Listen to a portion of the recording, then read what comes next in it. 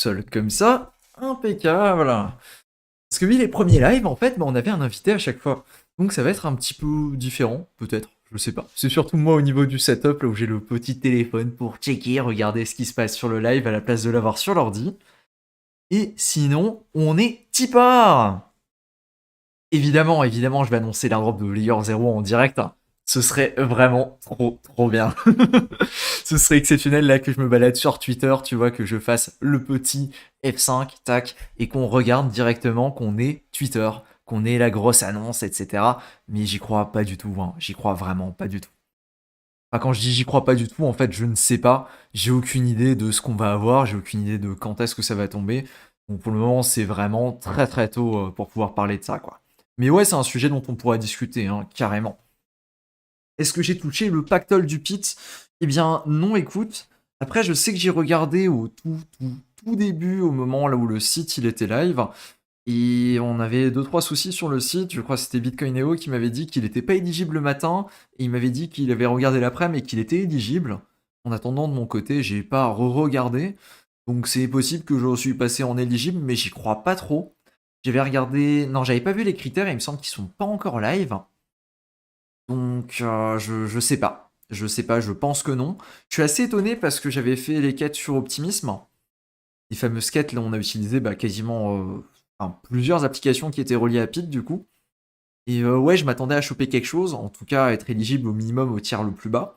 Mais a priori, c'est toujours pas le cas. Je sais que c'est le cas de pas mal de personnes aussi sur le Discord qui ont mentionné qu'ils avaient utilisé, etc. Mais pour lequel on n'avait pas plus d'informations. Et à mon avis, tant qu'on n'aura pas les conditions exactes, bah, on n'y verra pas beaucoup plus clair. Ah bah écoute, j'aimerais bien avoir Brian en invité hein, pour Layer 0. On pourrait lui poser deux trois questions. Ça pourrait être vraiment très sympathique. Mais pour le coup, je pense que ça va être un petit peu compliqué. Sinon, il faudrait limiter un interprète, tu sais. Là où on a le mec qui traduit en direct, ce serait beaucoup trop cool. D'ailleurs, ça, c'est un truc que je vais essayer de mettre en place dès que ce sera possible sur la chaîne YouTube. Ce sera d'avoir les deux langues disponibles. Donc un truc en français et un truc en anglais. Ça changera rien du tout au contenu, hein, en tout cas pour toi qui regarde en français. Par contre, il y aura la possibilité de mettre avec un doublage anglais la vidéo. Et ça, c'est un truc que j'aimerais bien faire quand ce sera possible. Je sais que le grand JD, il a réussi à le mettre sur sa dernière vidéo. J'ai l'impression que c'est un truc qui est en train de se déployer de plus en plus sur des chaînes qui sont de plus en plus petites. Et donc, bah, j'espère bien un jour me réveiller et voir sur mon YouTube que je peux rajouter cette fonctionnalité-là. Donc ouais, ça c'était pour parler un petit peu sur l'anglais. Trop d'engagement farming sur des fausses rumeurs de Layer 0. Ouais, ouais et non. Si tu veux, jusqu'à présent, tout ce qu'on a eu comme annonce, en tout cas, quand je dis jusqu'à présent, hein, c'est ce qu'on a eu dans les mois précédents, c'était à chaque fois des petits trucs, c'était des choses qui n'étaient pas vraiment corroborées, c'était des gens qui allaient dire, bah, parce que en fait, si tu veux, si on va y aller, hein, on va aller sur Layer 0, tac. Non, pas le scan, s'il te plaît, juste Layer 0 tout court. Si on va sur Layer 0 tout court, on a un truc qui s'appelle l'airdrop de Layer 0. Ah, ils ont mis à jour leur site. Ils ont mis à jour leur site, je sais pas si c'est toujours d'actualité, mais en fait sur leur site il y avait un petit encart, voilà, exactement. Là où on peut lire le fameux terme, le terme que tout le monde cherche, que tout le monde essaye de choper finalement, airdrop native gas. Voilà, juste ici, hein, c'est disponible. Et il y a énormément de personnes qui, en lisant ça, se disent oh, ils vont faire un airdrop, c'est sur leur site, machin. Absolument pas, ça n'a rien à voir. En fait, c'est une fonctionnalité qui est disponible sur Stargate. Alors, je sais pas, Stargate crypto, c'est mieux. Je sais pas si on va pouvoir le voir parce que là, j'ai pas de MetaMask sur ce Chrome là. Donc, je sais pas s'il va pouvoir nous laisser regarder, inspecter et faire tout ce qu'on veut. On espère. En fait, quand tu fais ta transaction, si tu veux, il y a un monde là où tu peux dire je n'ai pas de quoi payer les frais de gaz sur l'autre blockchain. Bah, disons, je veux faire de l'USDC, tac, très bien. Il y a un monde là où en fait tu peux venir rajouter du gaz que tu vas venir recevoir. Je crois que d'ailleurs c'est dans les petits paramètres juste ici. Voilà, c'est gaz on destination chain. Par défaut, ça va être 0, mais tu peux décider de payer un petit peu plus quand tu fais ton swap pour recevoir du gaz directement sur la blockchain de l'autre côté. Et ça, en fait, c'est le truc qu'ils vont appeler airdrop native gas. C'est d'ailleurs utilisé aussi par Merkly, et quand tu vas faire du top-up via Merkly, ben, tu vas te retrouver dans ce cas de figure-là et tu vas utiliser ce qu'ils appellent le airdrop native gas. Et c'est pas un airdrop au sens tu vas recevoir le token de layer 0, c'est un airdrop dans le sens tu vas recevoir ben, le token natif si tu veux. Oula, il y a beaucoup de trucs qui sont passés dans le chat, je suis pas du tout à jour. Combien de temps sont les airdrops après la parution du mainnet sur Arbitrum et Optimism? Sur Optimism, il me semble que c'était pas très longtemps après le mainnet. Alors, on peut checker ça assez facilement. Hein. Optimisme, Optimisme launch date. Je suppose qu'on peut avoir un truc comme ça. Un Optimisme a été introduit, tac. However, janvier 2021, le lancement en mainnet. Truc comme ça. Tac. On va regarder. Non, j'ai pas envie de valider ça. Tac. Voilà. La version Turles version, voilà. Le mainnet a été lancé, le mainnet d'Optimisme a été lancé en octobre 2021. Et l'airdrop Optimisme, si je dis pas de bêtises, c'était en mars, un truc comme ça. Non, un petit peu après. Non, ça c'est pas ça. Où est-ce qu'on a l'information? La snapshot a été prise du coup en mars 2022. Et l'airdrop, je crois qu'il est tombé en mai ou en juillet, je sais pas exactement quand c'était. Si voilà. Transaction. Non, c'est pas là. Mais en tout cas, c'est un truc comme ça, donc tu peux compter. Je connais pas trop mes mois de l'année, hein, mais je pense que c'est à peu près 6-7 mois après. C'était vraiment très tôt. Et pour Arbitrum, c'était vraiment quelque chose qui avait rien à voir. Arbitrum, si tu vas sur l'Arbiscan, tac, on peut l'avoir juste ici. C'était beaucoup plus longtemps. Ah, j'ai le téléphone, je vois pas. Tac. Normalement, on peut aller dans un truc qui s'appelle Charts and Stats. Exactement.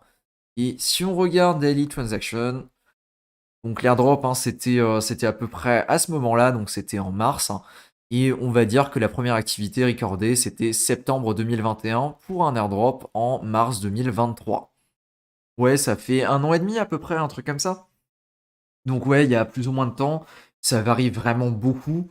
T'as pas vraiment un métrique qui est fixe là où tu peux dire il y a un certain nombre de mois, tu vois. Absolument pas, on est vraiment sur un truc qui varie beaucoup en fonction des airdrops. Tac, ça pourrait nous donner une bonne idée. Bah effectivement, Layer 0, j'ai pas vraiment de date en tête de quand est-ce qu'ils ont lancé. Il me semble que c'était en 2022. Layer 0 launch date. C'est pareil, on doit le trouver assez facilement. Project Silassi. Non, je veux pas la date là, je veux le lancement de Layer 0, s'il te plaît. Non, c'est fou, directement dans Google, t'as les trucs, oh, il va lancer l'airdrop, etc. Non, moi, je veux pas tout ça. Tac. Ah, voilà. Il l'a lancé fin 2021, donc dans le dernier quartier de l'année, tac, fin 2021, si tu veux une date de lancement. Si tu comptes fin 2021, 2022, 2023, on est quasiment 2 ans après les premières transactions qu'il y a eu sur le mainnet de Layer 0. Est-ce qu'il y aura une rediff? Oui, il y aura une rediff. Combien mon wallet est classé sur Layer 0? Dernière fois que j'avais regardé, mais ça commence à dater, c'était il y a 2 mois. J'étais top 1000. Je suis pas vraiment bougé dessus, donc j'ai pas vraiment fait beaucoup d'activités en plus. Ça a dû baisser, je sais pas, ça doit être top 2000 maintenant, un truc comme ça. Plusieurs comptes, c'est même sur Optimism, mais rien sur Pit. Ouais, voilà, tu vois, je suis assez mitigé là-dessus, et tant qu'on n'a pas les critères sur Pit, bah ouais, je pense que je peux pas en dire beaucoup plus, quoi. Alors, toujours sur Chardeum. Désolé les gars, j'ai beaucoup de retard sur le chat. Toujours sur Chardeum. Alors oui, j'ai toujours un nœud qui existe sur Chardeum. Est-ce qu'il est à jour? Absolument pas. Ça fait 2-3 mois, je crois, qu'il tourne et que je paye l'abonnement dans le vent. Ce qui est pas très smart. Hein. Mais ça fait 2-3 mois ouais, que que je l'ai pas mis à jour. Mais avant ça, je le mettais à jour assez régulièrement. Je sais pas si c'est un mélange entre... ouais, le terme est un peu fort de déprime ou d'exaspération. C'est un petit mélange des deux. Mais ouais, c'est quelque chose comme ça pour Chardeum. Vraiment qui ne bouge pas, hein, qui est plutôt décevant de ce côté-là. Je crois que ça a été 1 an après la sortie. Avec plaisir pour le post résumé de Binance. Ouais, j'ai fait un tweet il y a pas longtemps, du coup, pour expliquer un petit peu vraiment ce qu'il y avait derrière Binance. Parce qu'ils ont fait une mise à jour, enfin, une mise à jour, ils ont surtout rajouté un nouveau produit avec ce qu'ils vont appeler un wallet qui a l'air quand même sacrément enclavé hein, dans ce que j'ai pu voir. Et ça, il y a tout sur Twitter avec la petite analyse. Alors, salut le mage. Sur le Dune pour Layer 0, mon rang baisse depuis quelques semaines alors que j'enchaîne les interactions sur moult projets et moult chaînes avec du volume. Est-ce que c'est normal? Oui, c'est normal. C'est un petit peu comme dans n'importe quelle compétition à laquelle tu vas participer. Si tu n'avances pas, bah il y a d'autres gens qui participent en même temps que toi, qui eux vont avancer ou peut-être même avancer plus vite que toi et qui du coup vont se retrouver devant toi sur le ranking. C'est particulièrement vrai si tu vas regarder les dunes sur Layer 0. Par exemple, on peut regarder le Dune de Springzang, le fameux. Ah, on l'avait juste en dessous, Layer 0. Si tu regardes le Dune de Springzang, si je dis pas de bêtises, c'est celui-là qui fonctionne directement avec. Alors bon, il faut qu'il charge, hein. C'est celui-là qui fonctionne avec un système à points. Et du coup, tant que tu vas pas marquer de nouveaux points, bah il y a des personnes qui peuvent te passer devant si tu veux, et donc c'est assez classique. Alors, faut juste savoir que c'est des dashboards qui sont faits, et ça j'arrête pas de le répéter, mais je continue encore a priori, c'est des dashboards qui sont faits vraiment à titre indicatif. C'est-à-dire que ce sont des classements qui sont réalisés par des utilisateurs pour des utilisateurs, et donc c'est absolument rien d'officiel. Ça veut pas dire qu'il va y avoir absolument ces stats-là qui vont être prises en compte pour l'airdrop de Layer 0, mais ça nous permet d'avoir une bonne idée de ce qu'on pourrait avoir comme stats finalement, sans pour autant avoir des stats sûrs à 100%. Et celui-ci, il fonctionne de façon un petit peu particulière. En fait, il va fonctionner avec un système de points. Et si tu veux, il faut avoir certaines conditions pour marquer des points. Alors si tu veux les conditions, tac, on va les avoir juste ici. Il suffit de regarder du coup directement dans le code. Alors là, il rame un petit peu. Je sais pas si c'est parce qu'on est en stream ou quelque chose en même temps. Et si je descends un petit peu, s'il me laisse faire, on va avoir en fait la liste des différentes conditions qui vont permettre de gagner des points. Voilà, tac. Hop, je vais scroller un petit peu histoire qu'on voit tout ça. Et en fait, chacune de ces conditions, chacun de ces ifs-là, ça va te permettre de gagner un point. Et c'est comme ça que le dashboard là va fonctionner. C'est-à-dire, par exemple, ici, si tu as plus de 2, plus de 5 ou plus de 10 blockchains de destination différentes, tu vas gagner à chaque fois un point pour chaque condition que tu vas cocher. Pareil, si en fonction de tes mois actifs, si tu as 2, 6, 9, 12 mois actifs, tu vas gagner un point. Ensuite, tu as avec les semaines, tu as avec les jours, tu as avec l'âge de ton compte. C'est pour ça qu'on dit que celui de Springzang, il est vraiment biaisé vers les personnes qui ont une ancienneté assez importante. Parce qu'en fait, l'âge, si tu veux, sur le dashboard de Springzang, eh ben, il va compter 4 fois. Il compte au niveau des mois uniques, il compte au niveau des semaines uniques, il compte au niveau des jours uniques, et il compte au niveau de l'âge en jours de ton wallet. C'est pour ça qu'il est un petit peu, ouais, on va pas dire bancal là-dessus, mais on va dire qu'il a un poids très important au niveau de l'âge de ton wallet. Ok. Alors je vais juste zapper, désolé les gars, j'ai zappé un petit peu toutes les questions. Je suis de nouveau à jour. Tao, je suis tombé dessus. Tao, j'ai pas encore regardé à 100%, mais c'est un truc qui m'intéresserait effectivement. Ouais, Chardeum, j'ai l'impression que vous êtes aussi plusieurs à avoir laissé tomber. Effectivement, hein, je suis aussi de cet avis. J'ai pas l'impression que ça bouge beaucoup. La qualité, enfin, quand je faisais les mises à jour régulièrement, c'était vraiment bancal. Et je t'avoue que je commence à avoir des gros doutes sur ce que ça peut donner ce projet. Surtout qu'entre-temps, on a pu voir un Sui, on a pu voir un Sei. Et très clairement, un Chardeum, c'est vraiment du même acabit. C'est pas quelque chose de plus intéressant que ça. Donc ouais, je reste largement sur ma faim et je pense que je vais très clairement arrêter mon abonnement, hein. Vraiment, je commence à avoir de gros doutes sur la team qui bosse là derrière. OP, BNB, j'y crois pas du tout, Base non plus. Plus de pression du côté des régulateurs américains. Écoute, alors OP, BNB, ben j'en parlais, je sais pas si c'est dans le tweet que j'ai posté tout à l'heure ou pas. Peut-être que c'est dans le tweet que j'ai posté tout à l'heure. On va vérifier ça très facilement. Tac, mon profil. Hop, hop, hop. On est en live. Non, c'est juste ici. Putain, je poste quand même beaucoup de trucs, hein. Je pensais pas que c'était aussi bas. Du coup, juste ici, on va l'avoir. Hop, hop, hop, hop. Arrival et 1. Voilà, donc ici, je parlais d'OPBNB. J'avais regardé vite fait, si on regarde OPBNB, qu'on va le checker sur le fameux, le légendaire DeFi Lama, hein, tout simplement. On se rend compte qu'il y a seulement 2 millions de TVL dessus. Ouais, c'est peanuts. C'est vraiment peanuts. C'est rien du tout. Et si on le compare à celui qui est plus intéressant, du coup le concurrent quasiment direct, on va dire, hein, parce que c'est aussi une layer 2, et c'est aussi d'un échange, ça va être Base de chez Coinbase. Base, ils ont plutôt 300 millions de TVL dessus. Tu veux, c'est pas du tout la même échelle. Vraiment pas du tout. Et j'ai regardé les dApps qui sont déployés dessus, on peut même le faire en direct, hein. Tac, on va regarder du coup. On a dit OPBNB. Ouais, si tu regardes et que tu vas dessus, tu te rends compte que les dApps, c'est un truc qui s'appelle Uniswap, il y a un truc qui s'appelle Binary Swap, un truc qui s'appelle LudiSwap, Xops Finance. PancakeSwap, il a seulement 40 000 dollars de TVL alors que c'est le truc le plus crédible dans la liste. Enfin, c'est un bordel et tu te demandes, attends, c'est vraiment Binance qui a lancé ce truc-là? On croirait que c'est une blockchain qui a été fait par n'importe qui, tu sais, un truc vraiment random qui a été lancé sur Twitter comme ça. Non, c'est vraiment très particulier. Mais avec l'annonce qu'ils ont eue avec leur wallet, etc., je pense qu'ils vont essayer de jouer sur cette narrative-là. De toute façon, c'est dans leur intérêt de le faire. Ils vont récupérer des frais avec ça quand il y a des transactions, etc. Mais en l'état, je pense que c'est vraiment un truc qui dort. Si je devais miser sur un airdrop par rapport au delà, je miserais très clairement sur Base, hein, Base qui est beaucoup plus crédible à ce niveau-là et qui a vraiment un écosystème qui fonctionne, qui propose des choses, et pas du tout sur OPBNB. J'ai marqué les deux dans le doute, parce que ben évidemment ça prend vraiment pas beaucoup de ressources, pas beaucoup de temps de venir marquer les deux. Mais ouais, je m'attends pas à grand chose de la part d'OPBNB, à moins qu'on commence à voir des choses avec des incentives, des trucs qui bougent, des applications intéressantes qui lancent, et pas un Cubiswap avec 900 000 dollars de TVL qui est l'application principale de la blockchain, les gars. S'il vous plaît, faites quelque chose, hein. C'est pas possible d'avoir ça pour Binance, quoi. Vraiment, c'est pas du tout crédible.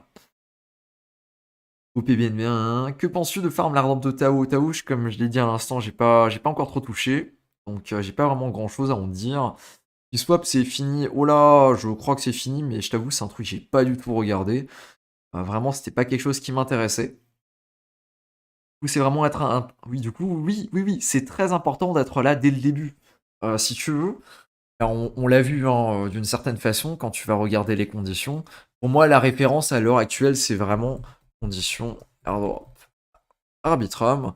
Pour moi, c'est vraiment ça la référence à l'heure actuelle. Non, je veux l'article officiel, s'il te plaît, merci. Eligibility, voilà, tac. On les a ici, pour moi, c'est vraiment le blueprint par défaut qu'on va avoir jusqu'à ce qu'on ait un prochain gros truc qui tombe. Pour moi, c'est vraiment les conditions qu'on a eues sur Arbitrum, quoi, hein. Du coup, ça correspond à quoi les conditions qu'on a eues sur Arbitrum? C'est la blueprint pour les layers 2, donc bah, ça considère Base, ça considère ce qu'on peut avoir sur Linea aussi, qui est dans le game, qui est un petit peu particulier. Linea, on en parlera juste après. Ça peut considérer Scroll, Manta, etc. Toutes ces blockchains-là qui sont des layers 2. Tu vas avoir les critères classiques. Le critère classique, c'est le temps. Le temps que tu interagis avec le projet. C'est un critère qui va pas te demander d'argent, il va juste te demander d'être là et de débarquer sur la blockchain le plus tôt possible pour venir la marquer. Ça veut pas dire que day one, tu dois débarquer sur la blockchain et tu dois être là en train de te dire oh oui, je vais faire tout mon volume sur la blockchain. Non, d'ailleurs, day one, il y a quasiment rien pour faire du volume et c'est pas intéressant de le faire. Mais par contre, venir marquer la blockchain une fois, deux fois par mois pour montrer que tu es actif, pour montrer que tu existes, c'est pertinent. Ensuite, on a le nombre de transactions qui ont été réalisées sur la blockchain. Ça, c'est un critère très très classique, hein. Enfin, je veux dire, il n'y a absolument aucun secret là-dessus. Donc, vraiment rien de particulier. C'est vraiment juste pour marquer l'utilisation de la blockchain, donc le nombre de transactions que tu as fait sur la blockchain. Tu peux voir juste ici qu'on a également le ou, un ou du coup un or, juste ici qui nous dit ou avoir interagi avec plus de 100 smart contracts. Faut vraiment le vouloir pour choper d'abord les 100 contrats par rapport aux 100 transactions. Le cas qui peut arriver, c'est là où tu utilises un agrégateur qui va venir faire des transactions par plein de DEX différents. Ça, par exemple, si tu veux un exemple, on peut passer par Odos, juste pour regarder. Non, j'ai pas envie. Je savais même pas que c'est une commune en France, mais pourquoi pas. Non, Odos Dex, s'il te plaît, quand même. Du coup, Odos Dex, tac. On va aller sur une blockchain qui a pas mal de Dex. Allez hop, ZK Sync, tac. On veut swapper 1000 dollars, 1000 Ethereum en USDC. C'est peut-être un petit peu abusé. Mais tu vas voir juste ici, en fait, qu'on va venir claquer 1, 2, 3, 4, 5, 6, 7, 8, 9, 10, 11, 12. 12 contrats en une transaction. Non, même plus, 13, 12, enfin ça va varier un petit peu. Mais en fait, c'est ça la stratégie, si tu veux faire plusieurs contrats d'un coup, c'est de faire passer des transactions par des agrégateurs et des transactions par des agrégateurs qui vont venir rediriger vers plein d'autres petits échanges juste à côté. Par contre, là, si tu fais passer la transaction là, ouais, en estimation au niveau du gaz, même qu'on est sur ZK Sync, ça va faire passer par tellement d'échanges en même temps que tu vas payer 15 dollars, quoi. Mais oui, c'est possible, c'est une condition qui est possible d'avoir avant le nombre de contrats. Je sais pas si ce sera réutilisé, ça me paraît quand même assez bizarre d'avoir un ou, mais bon, pourquoi pas. Ensuite, on va avoir le volume qui a été généré sur la blockchain. Volume généré sur la blockchain, ça c'est assez compliqué à quantifier, parce que quand on parle de volume, tu as l'impression qu'il faut faire des swaps, etc. Non, c'est un petit peu plus large que ça. C'est en fait à partir du moment là où il y a des tokens, tout simplement, hein, qui sortent de ton wallet et qui rentrent dans ton wallet, c'est considéré comme du volume. C'est-à-dire que tu vas faire du lending borrowing, c'est-à-dire que tu vas acheter des NFT, c'est-à-dire que tu vas faire du DEX, tu vas ajouter de la liquidité, etc. Ça va rentrer dans cette catégorie-là et ça va se cumuler pour avoir ce fameux volume. Et ensuite, on a le critère qui est très clairement le plus chiant, hein, on va pas se mentir là-dessus. Ce critère-là, c'est le bridge, c'est les sommes bridgées. Alors ça, c'est un critère que je néglige beaucoup. D'ailleurs, faudrait que je fasse gaffe à pas me faire avoir là-dessus. Sur les nouvelles layer 1, layer 2, de venir faire du volume en termes de bridge. C'est-à-dire de venir ramener du bridge, de venir bridger des sommes, que ce soit à partir du bridge principal ou d'un bridge secondaire, même si c'est toujours mieux de le faire à partir du bridge principal pour être sûr de venir ramener du coup de l'Ethereum, principalement, ou alors des USDC, parce qu'en général, c'est vraiment ça ce qui va être disponible, et de venir les ramener sur la blockchain. Voilà. La petite parenthèse, c'est Arbitrum Nova, mais Arbitrum Nova, c'était compté de façon assez bizarre, donc je vais peut-être pas le mentionner ici, mais c'est si la blockchain a une blockchain, on va dire, alternative, par exemple ZK Sync Lite pour ZK Sync, ben c'est de l'utiliser un petit peu, mais les critères sont beaucoup plus légers, parce que c'est une version un petit peu première de la blockchain, version test, etc. Alors, de retour dans les commentaires. De 5000 à 10 000 dans les positions. Ouais, non, non, c'est vraiment normal de te faire des ranks, surtout, je pense surtout dans les positions les plus élevées, parce que t'as vraiment les tryharders. Et donc, ouais, c'est pas déconnant de te faire des ranks d'une certaine façon, parce que c'est une compétition perpétuelle au niveau des rankings sur les dunes, hein, donc c'est pas si choquant que ça, quoi. Salut, hein, c'est pas mieux le classement en pourcentage pour Dune Layer 0. Bah écoute, c'est un petit peu le combat de titan, hein. C'est à toi de voir ce que tu préfères utiliser. Moi, j'ai utilisé celui qui fonctionne avec les points, mais tu peux utiliser celui qui fonctionne avec le pourcentage. Je pense que le plus important, c'est d'utiliser toujours le même, histoire de pas être confus dans l'idée de je progresse pas, je progresse, je progresse pas. Et ce qui compte plus que ça, c'est de te fixer à toi-même des objectifs plutôt que de regarder ce que tu vas avoir sur le dashboard, quoi. Les news pour l'airdrop de ZK Sync, ça fait un moment que j'ai pas suivi. Ouais, écoute, ZK Sync, tu vois la semoule, bah ils sont en plein dedans. Il se passe pas grand chose du côté de ZK Sync. J'ai vu passer il y a pas longtemps, et ça je le disais dans la dernière vidéo, là où j'ai fait un petit récap de tout ce qu'il y avait au niveau des airdrops, que chez ZK Sync, ils avaient un petit souci technique, là où je suis pas sûr à 100% hein, au niveau de la technique, mais je crois que c'était ça. Là où quand tu allais sur Zcasync, que tu cherchais à avoir des informations au niveau d'un bloc de Zcasync, ça renvoyait au niveau du smart contract les informations du bloc correspondant sur Ethereum. Et du coup, ça bloquait plein de projets qui pouvaient pas se lancer à cause de ça. Normalement, ça a été corrigé fin octobre. Donc peut-être qu'on va avoir un regain d'activité, peut-être qu'on va avoir de nouvelles applications qui vont déployer dessus ou peut-être que ça n'a absolument rien à voir et que ZK Sync, effectivement, ben, c'est un petit peu en perte de traction et ils font pas grand-chose. Voilà. Est-ce que je pense qu'il faut couper Contabo pour Shardum? Ben, ça dépend de si tu veux le jouer ou pas. À l'heure actuelle, enfin, ça dépend de si tu t'amuses à faire les mises à jour ou pas. Si tu veux, si t'es comme moi et que tu as la flemme de faire les mises à jour, que la dernière mise à jour que t'as faite, elle date d'il y a 3 mois, ben, tu le fais un petit peu dans le vent, quoi. Si t'es quelqu'un d'assidu, tu fais tes mises à jour à chaque fois qu'il y a une mise à jour, ça se tente toujours, quoi. Pour ZK-Sync, voilà, j'ai répondu. Est-ce que je fais les 4 in-track de ZK-EVM? Non, j'ai un petit peu la flemme de les faire. J'ai un petit peu la flemme de les faire. J'ai un petit peu d'activité sur ZK-Sync EVM. J'ai déjà bridgé dessus. J'ai fait quelques transactions. C'est pareil, en fait, si tu veux, il y a effectivement très peu de monde, donc ça peut être intéressant de ce côté-là. Mais d'un point de vue expérience, ZK-EVM, je crois que c'est la pire blockchain. C'est au niveau linéaire, hein, mais c'est une des pires blockchains qui existent au niveau des layers 2, hein, très clairement. Un son Paul, est-ce que tu crois à un airdrop? Je sais pas. J'ai pas vraiment d'avis là-dessus. Je me dis que si c'est le cofondateur, j'ai un petit doute dans mes références, qui avait fait un petit clin d'œil, qui a dit ouais, mais c'est pas parce qu'on a déjà un token qu'on peut pas faire un airdrop, hein, évidemment. Je sais pas si c'était juste une stunt de marketing, donc le classico-classique, ou si c'était vraiment pour dire qu'il y aurait peut-être un airdrop. J'en profite, je vois qu'on est à 109 personnes sur le live. C'est exceptionnel. Merci à tout le monde. Je crois que c'est la première fois qu'on explose le compteur des 100 personnes. Avec, sur le live avec Abdel, je crois qu'on était passé à 93 sur le record. Et là, on est à 100 personnes, donc c'est très très cool. Merci à tout le monde. Layer 0, je pense quand Layer 0, c'est la grosse question du moment, hein. C'est vraiment la grosse question du moment, comme je l'ai dit au tout début.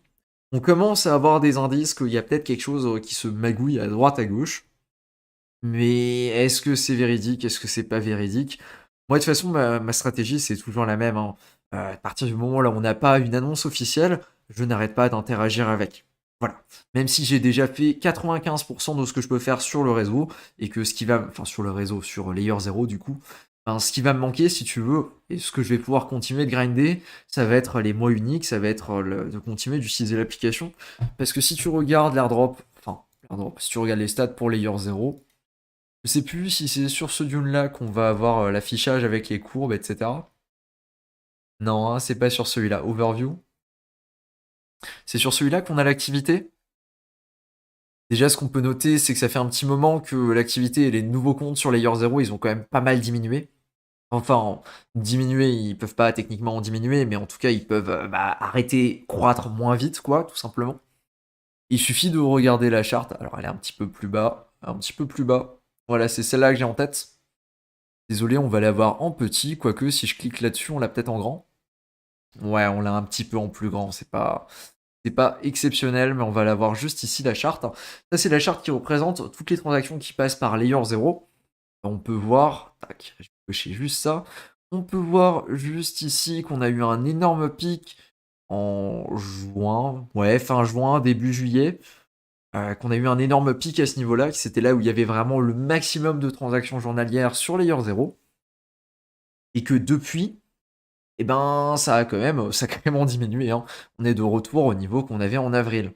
Fun fact d'ailleurs, la première vidéo sur la chaîne sur Layer 0, elle date de janvier ou alors de novembre, décembre, un truc comme ça, c'était par là. Donc je suis assez content, j'ai l'impression d'être un petit peu précurseur là-dessus, donc voilà, fun fact. Mais là, et en plus on peut le voir, là avec les rumeurs, on a eu 2-3 pics assez récents sur les derniers jours. Ça a l'air de retomber un petit peu. On verra. Et juste, petite information, ça n'a rien à voir avec Layer 0 ou quoi. C'est quand on regarde les dashboards sur Dune, faut jamais prendre en compte la dernière chandelle. La dernière chandelle, en fait, c'est juste la chandelle en cours. Et donc, elle n'est pas du tout représentative de la tendance ou quoi que ce soit. Voilà. Mais ils avaient annoncé que la pression régulatoire était trop forte pour un airdrop. Ouais, mais tu sais, les choses, elles bougent, hein. Les choses, elles bougent. La blockchain, elle bouge pas. Il y a toujours des choses qui sont écrites dessus. Si une blockchain se réveille et décide que du jour au lendemain, c'est la meilleure décision, c'est la meilleure stratégie de venir faire un airdrop, et encore, quand je dis faire un airdrop, si tu veux, c'est pas forcément dans le sens là où c'est la meilleure stratégie pour une blockchain, c'est surtout dans le sens que d'un point de vue crédibilité, si tu te retrouves à lancer une blockchain là où il y a 3 personnes qui possèdent l'intégralité des tokens de la blockchain et que les 3 personnes-là vont se battre en duel pour se dumper dessus, il n'y a aucun intérêt si tu veux. C'est vraiment nul de réfléchir de cette façon-là. C'est pour ça qu'à mon sens, aujourd'hui, c'est un petit peu la méta et c'est vraiment le truc qui reste et qui va rester tant que ça reste jouable pour les utilisateurs, la méta des airdrops. Évidemment, ils vont pas te dire: «Oh bah, demain, non» ou alors, «À telle date précise, on va faire un airdrop, on va prendre ça comme critère» et cetera. Ça casserait complètement le truc. Évidemment, il y a des NDA, c'est-à-dire des non-disclosure agreements qui existent, qui font en sorte que, ben, les personnes qui ont la connaissance de si un airdrop va tomber, si un airdrop va pas tomber et de toutes les informations qui sont importantes concernant, tout ce qui est blockchain, hein, tout simplement, les gros lancements et cetera. Enfin, toutes les personnes qui sont sous NDA, si tu veux, c'est un contrat légal qui fait en sorte qu'elles n'ont pas le droit de révéler des informations. Donc c'est pas quelque chose qui me choque que X ou Y a dit qu'il n'y aura pas un airdrop. C'est d'ailleurs quelque chose qui est totalement normal. Et si Michel disait qu'il allait y avoir un airdrop pour telle blockchain et que Michel était fondateur de cette blockchain, c'est quelque chose qui serait plutôt un red flag, j'ai envie de te dire. Tu vois des airdrops de bridge arriver. Ben, les airdrops de bridge, on a eu Context il y a pas longtemps. Si c'est. Non, Connext, je confonds les deux, c'est vrai qu'on est à quelques lettres près. On a eu Connext il y a pas longtemps. Connext qui donne déjà, ouais, Connext qui est pas mal, qui donne de bons critères, je trouve, notamment pour tout ce qui est layer 0, liquidité, etc., même si c'est un petit peu différent quand même. Sinon, on a Bungie en bridge qui pourrait un jour arriver peut-être. Il y a Jumper, il va y avoir le bridge qui est utilisé par Layer Zero qui utilise la technologie derrière qui est Socket. Socket d'ailleurs qui est utilisé par Bungie aussi, si je dis pas de bêtises. Il y a des trucs au niveau des bridges, hein, c'est sûr. Mais quand est-ce que ça va tomber? J'ai l'impression que ça va faire un petit peu domino si tu veux et que là on est vraiment soit fin d'année, soit début d'année prochaine. Je pense qu'on va avoir pas mal de trucs qui vont tomber.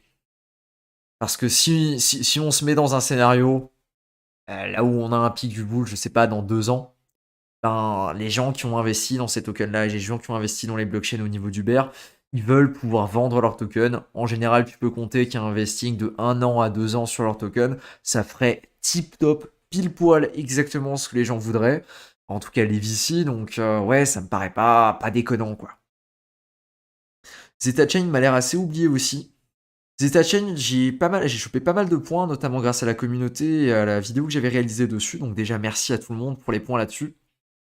Et ouais, je suis pas vraiment repassé sur le testnet.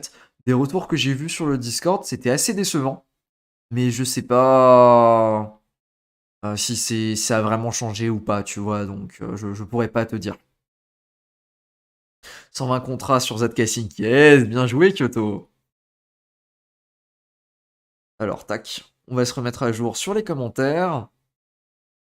Ethereum n'a pas fait d'airdrop et n'est pas mort. Oui, effectivement, mais ce qu'il faut savoir aussi, c'est qu'à l'époque, c'était pas du tout la même méta. À l'époque, ça existait même pas les airdrops.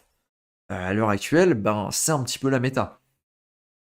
À quel niveau sur Layer 3? Ou Layer 3, je suis pas forcément le mec le plus en avance. J'ai passé le level 15 la semaine dernière ou cette semaine, un truc comme ça. Non, ils sont en procès avec la SOC, Coinbase. Ouais, effectivement, pas impossible de sortir un token en plein procès, ça paraît compliqué. Ouais, mais tu sais, c'est pas des trucs qui sont obligés d'être faits là, maintenant, dans la minute, hein, absolument pas. Les gens, quand ils voient un airdrop, quand ils prévoient un airdrop, je pense que c'est quelque chose qui se décide pas à la minute, si tu veux. C'est quelque chose qui va vraiment prendre son temps de maturation. Qu'est-ce qu'on va utiliser comme critère? Qu'est-ce qui serait pertinent? Est-ce qu'on va faire une campagne?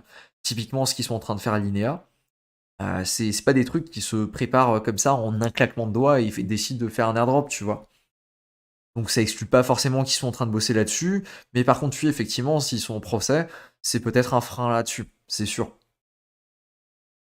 Comme on récupère les points sur la quête Intract Linéa, t'as un petit bouton Clem, et voilà, y a pas plus à dire que ça. C'est dans la dernière vidéo, c'est la vidéo qui est sortie aujourd'hui. C'est quoi mon plus gros airdrop? Bah, je suis tombé sur Arbitrum. J'ai réussi à choper un tiers, on va dire moyen. C'est pas un tiers exceptionnel. Il y a tous les détails dans les vidéos qui expliquent ça. J'étais pas encore aussi à fond. Après, il faut dire que la période était un petit peu différente quand j'avais joué à Arbitrum. Quand j'avais joué à Arbitrum, si tu veux, on n'était pas dans la méta actuelle, en tout cas la méta qu'on a vue il y a quelques mois, là où les frais de gaz, on pouvait clairement dire qu'ils étaient négligeables. Là, on était dans un cas de figure, là où pour faire des transactions, tu payais, je sais pas, 15-20 centimes ton swap. Quand j'étais sur Arbitrum, quand j'avais joué à Arbitrum, on était sur une autre version d'Arbitrum. Déjà, il n'y avait pas la version Nitro d'Arbitrum au début. Et de mémoire, j'ai pas l'impression que j'ai fait des transactions qui étaient en dessous de 80 centimes, 1 dollar. Donc ouais, c'était moins évident, c'était moins facile de se positionner dessus. Et j'ai l'impression qu'on est en train de retomber un petit peu dans cette méta et qu'au niveau de ça, on a des opportunités qui sont en train de se fermer parce qu'à l'heure actuelle, ben, les frais de gaz, ils sont quand même sacrément en train de remonter. Etherscan, Gas Tracker, même si bon, ça va que donner la stat en temps réel, mais là, si tu veux, on est à 60 Gwei, 53. C'est énorme. C'est énorme, 53 Gwei. Tu veux faire un swap sur Ethereum, tu vas douiller, c'est 35 dollars. Alors, effectivement, par rapport au bull précédent, c'est pas énorme. Je sais, hein, enfin, ceux qui ont l'expérience savent. Je veux dire, quand j'avais activé mon compte OpenSea, parce qu'à l'époque, il fallait activer ton compte OpenSea, je sais plus, mais je crois que j'avais payé 80 dollars. Un truc comme ça. 80 dollars juste pour dire oui, c'est mon compte OpenSea, tu vois, oui, c'est mon adresse. C'était indécent. Quand t'achetais des NFT, tu pouvais facile payer 120 à 150 dollars pour faire passer ta transaction. Et il y avait un risque que ta transaction ne passe pas. Et non, non, non, non, tu déconnes, mais les frais n'étaient pas remboursés. Ouais. Donc non, ça c'est pour les OG, mais ceux qui étaient là lors du bull précédent le savent, hein. Les frais peuvent monter haut, peuvent monter même très haut. J'avais regardé et j'avais pas trop forcé, mais sur un de mes wallets, j'avais plus d'un Ethereum et demi de frais de gaz. Et à l'époque, c'était normal si tu veux. Mais quand tu fais ça, quand tu as un Ethereum et demi de frais de gaz sur, je sais pas, sur plusieurs mois quand c'était vraiment très intense, ben, quand tu es dans ce cas de figure-là, tu achètes pas des NFT qui sont à 50 $. Ça marche pas. Tu es obligé d'acheter des NFT qui sont à plusieurs centaines de dollars si c'est pas plusieurs milliers. Donc ouais, c'est une autre méta, ça joue différemment, et tu peux pas faire la même chose que ce qu'on fait aujourd'hui. Là, on va se balader sur un optimisme, là, on va faire deux trois transactions. Pour peanuts, hein, les transactions sur optimisme, là, on va payer 20-30 centimes, quoi. Donc ouais, c'est vraiment pas du tout comparable. C'est en jouant optimisme que j'ai eu l'airdrop d'Arbitrum. Ouais, bah je pense qu'au bout d'un moment, quand tu commences à être un petit peu actif, que tes wallets, ils ont de l'historique un petit peu partout, si tu veux, celui d'Arbitrum, si tu étais actif, si tu as fait des transactions dessus, ben, t'es forcément, enfin, ouais, j'exagère peut-être en disant t'es forcément éligible, mais tu regardes les critères, il fallait 3 points. 3 points, tac, si on va sur, hop, hop, hop. Elle était où ma fenêtre avec Arbitrum? Elle était juste ici. Il te fallait 3 points pour être éligible sur Arbitrum. Ok, 3 points sur Arbitrum. Et le bridge sur Arbitrum, c'est un point qui était donné à tout le monde. Tu es actif sur 2 mois. C'est un critère qui est donné à quasiment tout le monde, hein, c'est vraiment pas bien méchant. Et tu as fait plus de 4 transactions sur Arbitrum, tu es éligible. Tu veux, pour Arbitrum, si tu as débarqué sur la blockchain, c'est vraiment quasiment impossible, à moins que tu sois un bot ou que tu fasses du farming, etc., que tu sois inéligible à l'Europe d'Arbitrum. Il était vraiment bidon en rétrospective. Mais évidemment, quand t'as pas l'information là, ben, c'est tout de suite plus compliqué. Même de bon matin, oui, bah, les frais sont plus élevés en ce moment. C'est vrai que c'est compliqué de farmer. Et comme je disais à l'instant, je pense qu'il y a une petite, ouais, il y a une fermeture d'opportunité à ce niveau-là. Là où pendant un petit moment, on avait, pendant quelques semaines, on avait nos gouets, là où on avait des gouets qui étaient à 5-10 gouets tous les matins en permanence. Et ça, c'était vraiment très cool. Parce qu'à ce niveau-là, bah, si tu veux, tu peux te permettre de faire des dizaines de transactions par jour sans même compter. Pour donner un exemple, hein, je sais pas, tu comptes qu'un swap c'est 30 centimes à environ 10-15 gouets. Ben, tu fais tes 100 transactions en payant 30 $. C'est rien.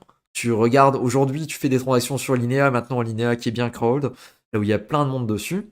Enfin, tu fais une transaction sur Linea, t'en as pourquoi? Allez, 1 euro, 1 dollar minimum, et j'avais vu que c'était passé à 2,50 $ pour certaines personnes, 100 transactions à 2,50 $, mec, ça fait 250 $. Plus ce que MetaMask va te ponctionner, parce que bah, évidemment, hein, c'est leur jeu, c'est comme ça qu'ils le jouent. Ben, t'as intérêt à choper un airdrop quand même, un minimum, si tu veux être rentable. C'est pas pareil que de dépenser 30 $ pour faire tes 100x, quoi. Mon avis sur le passeport Galaxy, bah écoute, moi je suis pas du tout fan de tout ce qui est KYC, donc autant que possible, j'évite. Pour Linea, je pense qu'ils vont faire comme la dernière fois. Linea, je pense que ça va être comme la dernière fois, du coup il va y avoir la possibilité. La dernière fois pour le testnet, il me semble qu'il y avait le Gitcoin Passport. Le Gitcoin Passport, si tu as de l'activité sur la blockchain, si tu as fait deux trois trucs et que tu as un petit peu de temps, que tu as un GitHub, bon, ça passe, c'est pas bien bien compliqué. Il y avait un KYC via je sais plus quel service, et il y avait un KYC via Galaxy. Voilà, c'était les trois options de mémoire. Et du coup, non, ça m'étonnerait en tout cas qu'ils refassent pas un truc avec le Gitcoin Passport, parce que ça avait bien fonctionné, ça avait très très bien filtré. Vraiment, ça m'étonnerait pas. D'ailleurs, petite parenthèse, hein, mais pour ceux qui ont chopé le Gitcoin Passport à 20 points à l'époque, c'est-à-dire il y a 6 mois déjà quasiment, peut-être un petit peu moins, 5 mois, les critères ont pas mal changé. Et donc si tu l'avais à l'époque, check bien aujourd'hui que tu l'as toujours, parce que les critères sont vraiment différents aujourd'hui. Linéa joue avec les sentiments des gens. Mais Linéa, je pense que c'est le truc le plus détesté au monde, hein. Linéa, l'expérience testnet, elle était horrible. Et l'expérience mainnet, bah, de ce que j'ai vu, elle a pas l'air d'être partie pour être bien mieux. Ouais, c'est ça, cette semaine, ouais, c'était dur de descendre en dessous de 20 gouets, alors que la semaine dernière, il y a quelques semaines, c'était 8-10 gouets assez facilement. Et on avait des descentes là où ça passait à 5-7 gouets. 5-7 gouets, mec, c'est plaisir, tu te fais plaisir, tu réfléchis même pas quand tu fais des transactions, quoi. Tu penses qu'il va servir à quoi le NFT de Linea Testnet? Le NFT de Linea Testnet, c'est du coup dans le papier qu'ils ont publié que personne n'a lu, parce qu'ils sont très très mauvais en communication, Linea. Si on va sur Linea Attack On va chercher, hop, hop, hop, hop, hop. Linéa. Ils ont publié un papier il y a pas longtemps, c'était hier ou avant-hier. On peut le choper juste ici. Non, ça c'est Intract. Ça doit pas être bien loin. Quoique, ils ont l'air de publier toutes les 50 minutes, donc c'est peut-être un petit peu plus loin que ce que je crois. Mais en gros, c'est un papier qui explique que rétroactivement, il va y avoir de l'XP qui sera associé au NFT en fonction du grade du NFT que tu as chopé. Donc, si tu as chopé un NFT alpha, je crois que c'était alpha les plus haut tiers, tu auras plus d'expérience que le mec qui a chopé un NFT classique. Et, ou enfin, en tout cas, ceux qui étaient en dessous, c'était bêta, c'était gamma, etc. Ce matin, 7h, 20 gouets, ouais, bah 20 gouets, c'est vraiment ce que tu peux choper le matin en ce moment. Ça descendra peut-être à 15 gouets samedi, dimanche, mais vraiment, j'ai pas beaucoup d'espoir pour qu'on retourne à ce qu'on avait le plaisir des 8 gouets par tous les matins, quoi. C'est vrai que c'était vraiment très très plaisant. Des nouvelles de l'airdrop de Venom. Bah Venom, écoute, il y a toujours des quêtes qui pop. Ils ont rajouté des quêtes depuis la dernière fois. Et, à un moment, je crois, il y avait 14 quêtes et là, ils ont 18 quêtes, un truc comme ça. Je suis pas 3 jours dessus, il faudrait que je commence à me réattaquer un petit peu Venom. Pas mieux de prendre des NFT et de choper des tokens. Bah écoute, c'est associé à. Les NFT du coup seront associés à de l'XP, a priori, de ce que j'ai lu. Donc c'est à toi de voir. Si tu penses que ce que tu peux choper en achetant ton NFT, c'est plus intéressant que le prix que tu vas le payer, ben vas-y quoi. Mais bon, c'est un pari à prendre. Pareil sur Zcasing, 250$ en frais. Ah ouais, effectivement, Zcasing, si tu le farmes, surtout si tu le farmais quand les gouets étaient assez élevés, ouais, ça peut monter très très vite. C'est pas le moins cher des Layer 2. Les Layer 2 les moins chers, clairement, je te dirais que c'est tout ce qui va se baser sur l'optimisme stack. Avec Optimisme, FaZe, Zora, c'est vraiment les Layer 2 les moins chers. Enfin, tu payes pas grand chose à ce niveau-là, quoi. Donc vraiment, c'est les blockchains les plus intéressantes. Scroll, c'est un petit peu particulier au niveau des gouets. Scroll, il faut savoir que ce que MetaMask va t'afficher, c'est pas vraiment ce que tu vas payer. Tu vas payer un petit peu plus cher. Quand je dis un petit peu plus cher, on a fait des tests avec les copains et ça peut être entre 2 fois et 3, 4 fois plus cher que ce que MetaMask va t'afficher. Donc fais pas vraiment attention à ce que MetaMask t'affiche et vérifie bien tes frais de transaction. Je sais que Rari avait eu le souci. Il m'avait envoyé un message, il m'avait dit bah, je comprends pas, j'ai payé 1$ d'après Metamask, mais quand je regarde sur l'Explorer, il y a seulement marqué que j'ai payé 1$, mais j'ai l'impression que j'ai perdu 7$. C'est un petit peu particulier les frais sur Scroll, donc te fie pas trop à ce qui est affiché directement sur Metamask et check bien à chaque fois sur l'Explorer. Et au niveau de l'Explorer sur Scroll, il y en a plusieurs des Explorers sur Scroll. Et le meilleur, c'est Scroll Scan, si je dis pas de bêtises. Non, alors non, c'est pas celui-là, c'est celui qu'il ne faut pas utiliser, le scroll.io. Et nous, on va chercher scroll scan, je sais pas là où il est. Mais il y en a un des deux qui est pas bon, qui donne vraiment pas les bonnes informations, qui est pas ouf. Non, c'est bizarre, j'arrive pas à le trouver. Roll Explorer peut-être. Il y en a un des deux qui est basé, voilà, Rollup Scan, c'est peut-être celui-là, la version là. Non. Scroll Explorer, Block Scout. Non, la version Block Scout, elle est pas ouf. Il me semblait qu'il y avait une version, voilà, c'est Scroll Scan qui s'appelle. Voilà. En fait, les deux autres, celui-là, je sais pas vraiment de quoi il est forqué, mais il est pas ouf, il fonctionne pas très bien. Il y a vraiment très peu d'informations quand tu regardes les transactions. Ouais, c'est pas ouf, quoi, tout simplement. Block Scout, c'est pareil. Block Scout, c'est ce qu'ils utilisent aussi sur Métis. C'est nul pour afficher les informations qu'on veut. Et sinon, il y a un truc qui s'appelle Scroll Scan. Scroll Scan, c'est quelque chose qui fonctionne comme Etherscan. T'as exactement les mêmes fonctionnalités, t'as les mêmes graphiques, t'as tout. C'est beaucoup trop bien. Et ça t'affiche vraiment les frais que t'as payés. Donc c'est très très bon. Parce que je pense que Linéa vont faire un gros airdrop, hein, c'est toujours pareil si tu veux. Moi je peux pas m'amuser à dire en public comme ça, si tu joues tot, eh ben tu vas gagner je sais pas combien de thunes. C'est absolument pas le cas, j'en ai absolument aucune idée, je peux absolument rien garantir. Moi, ce que je fais, c'est que je joue le jeu des grands nombres. Je vais donc jouer pas mal d'airdrops. Et je me dis que si je joue beaucoup d'airdrops, allez, si on fait une estimation vraiment basse, je dis qu'il y en a 3 sur 10 qui fonctionnent. Et en gérant 3 airdrops sur 10, et ben normalement je suis censé être rentable, tu vois. C'est comme ça que je vais réfléchir. Je vais pas me dire, si je joue cet airdrop là, je suis sûr à 100% que je suis rentable. Non, je vais plutôt essayer de faire la théorie, enfin la théorie, je vais surtout essayer de me dire, bah, c'est le truc des grands nombres, c'est le jeu des grands nombres, c'est comme ça que ça fonctionne, donc je vais jouer de cette façon-là. Parce que tu prends plus de risques à jouer juste un seul airdrop et à te rendre compte que bah, il a pas fonctionné ou il est décevant, plutôt qu'à en jouer 10 et à en choper 2 qui sont médiocres et 3 qui sont corrects. En tout cas, c'est comme ça que moi je le vois et c'est comme ça que je le réfléchis. J'ai réalisé plusieurs ONFT, du coup, hein, Omnichain, pour les chasseurs d'airdrop sur Lina, Zora. Où est-ce que je peux envoyer ça? Bah écoute, il y a un channel lien directement sur le Discord. Si tu veux envoyer ça, tu peux le faire là-dessus. Bitcoin Passport, c'est une merde d'un point de vue vie privée. Vraiment l'opposé de la philosophie de cette industrie. Je suis d'accord. Je suis d'accord pour le Bitcoin Passport, c'est vraiment pas ouf. Maintenant, si tu choisis bien ce que tu valides pour le Bitcoin Passport, peux t'en tirer sans faire des trucs trop déconnants avec juste ton activité on-chain et des trucs comme ça. Donc ça reste une bonne alternative, je trouve. Si j'ai eu le NFT bêta de Lineage, je l'ai vendu et que j'achète l'alpha et s'il sera pris en charge, c'est une très bonne question. Je ne sais pas. Je ne sais pas. Parce qu'il disait que ce serait pris en charge de façon rétroactive. Mais comme tu le sais, rétroactive, bah, ça veut tout et rien dire. Ça peut être aujourd'hui, ça peut être hier, ça peut être il y a 3 semaines. Donc j'en ai aucune idée.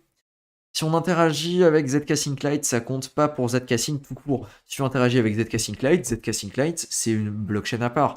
ZK Sync Lite, c'est donc bah, pas ZK Sync, c'est une ancienne version de ZK Sync si tu veux. On en revient du coup au fameux critère d'Arbitrum, là où tu avais une catégorie à part pour Arbitrum Nova. Arbitrum Nova qui, si on devait le comparer, ce serait ZK Sync Lite quoi. D'ailleurs, je précise, hein, mais les points qui sont comptés pour Arbitrum Nova n'étaient pas comptés de la même façon que les points pour Arbitrum. Donc non, si tu fais 10 transactions sur Arbitrum Nova, c'était pas 10 points, c'était pas 4. Pardon, si tu fais 10 transactions, c'était pas les 4 points là qui étaient ajoutés à tes 4 points sur Arbitrum One. Enfin, c'était un petit peu bizarre, j'ai pas trop capté comment ils ont calculé leurs choses. Combien tu peux estimer la valeur de l'airdrop Venom? Ben c'est pareil, j'ai dit je donne pas d'estimation, je n'en ai absolument aucune idée. Sur mon portefeuille argentique, tu as une idée de l'origine du problème? Non, juste, comme ça, j'en ai absolument aucune idée si tu me dis juste ça. Ce que tu peux faire, c'est déjà regarder si, ben, effectivement, tu es peut-être, sur le testnet. Parce que par défaut, si tu utilises Argentix, il va te mettre sur le testnet et donc peut-être que tu regardes le testnet et donc tu vois pas la valeur qui est arrivée sur le mainnet. C'est possible. NFT est un peu lié au wallet secondaire, celui associé sur un transfert au principal. En fait, ce qui va se passer, c'est que tu peux que avoir c'est que tu peux que avoir un compte principal sur Linea, et donc il faut bien faire attention à ce niveau-là. Ouais, c'est effectivement Scroll Scan. Je le vends sur MetaMask GTVR. Ouais, voilà, LKR Biker qui confirme du coup, ouais, 8 dollars de frais au lieu de 1 dollar affiché sur MetaMask pour Scroll. Ouais, ouais, effectivement, hein, c'était assez dingue. Moi, j'ai déployé un petit contrat vraiment basique, donc j'ai pas eu le souci. J'avais payé 40 centimes, je crois. Mais ouais, tu peux te faire avoir assez facilement. Pour une personne qui débute aujourd'hui, tu le conseillerais quel airdrop niveau timing? Bah écoute, si tu veux savoir ça, je pense que le plus pertinent, c'est d'aller voir la dernière vidéo sur la chaîne. Tac, YouTube, Cryptomage. Enfin, la dernière, j'exagère. C'est pas exactement la dernière, mais c'est d'aller voir la vidéo dans laquelle je donne les airdrops que je farm en fait pour cette fin d'année. Tac, on va l'avoir ici.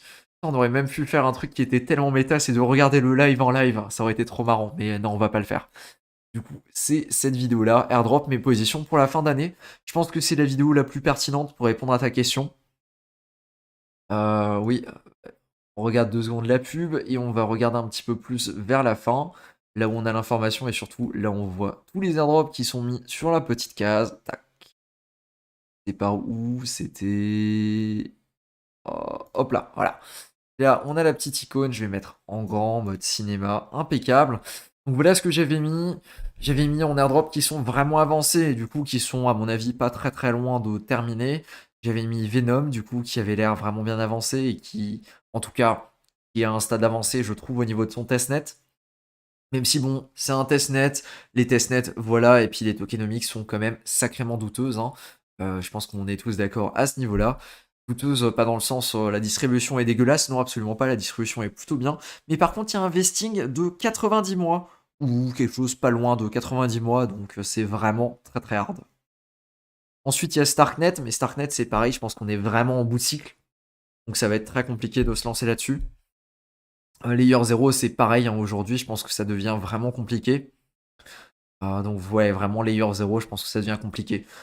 Si tu me demandes de lancer un wallet aujourd'hui ou pas, ben moi évidemment avec ma philosophie je vais le faire, mais je comprendrais très bien que toi tu me dises bah non c'est trop risqué, je le fais pas. Ouais, très clairement c'est compréhensible, hein. Aujourd'hui, vu l'état de la chose, etc.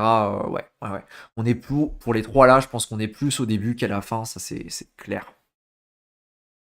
ZK-Sync, je l'avais mis dans la catégorie milieu. Polygon ZKEVM également milieu. Linéa milieu. Zora, il est dans la catégorie entre le début et le milieu. Parce que bah, il commence quand même à avoir un petit peu d'ancienneté, mais bon, ça reste pas très déconnant. Et Base, je l'avais mis au niveau du début et Scroll aussi, parce que ce sont des blockchains qui ont relancé il n'y a pas encore très longtemps. Voilà, si tu veux avoir une petite idée, du coup, si tu veux te positionner très tôt sur quelque chose, que tu veux prendre le moins de risques possible, tu vas te diriger vers les choses qui sont en bas de la liste. Si tu veux prendre le plus de risques possible, quitte à ne rien avoir, mais pour peut-être avoir quelque chose qui va tomber plus tôt, c'est plutôt vers le haut de la liste qu'il faut regarder. Voilà, en gros, par rapport à moi, ce que je pense. Voilà. C'est comme d'habitude, hein, enfin, c'est subjectif, tu vois, c'est ce que moi je ressens. Ça veut pas dire que c'est effectivement l'ordre là qui va se produire, etc. Énorme disclaimer, comme d'habitude, hein, qu'on soit bien d'accord là-dessus.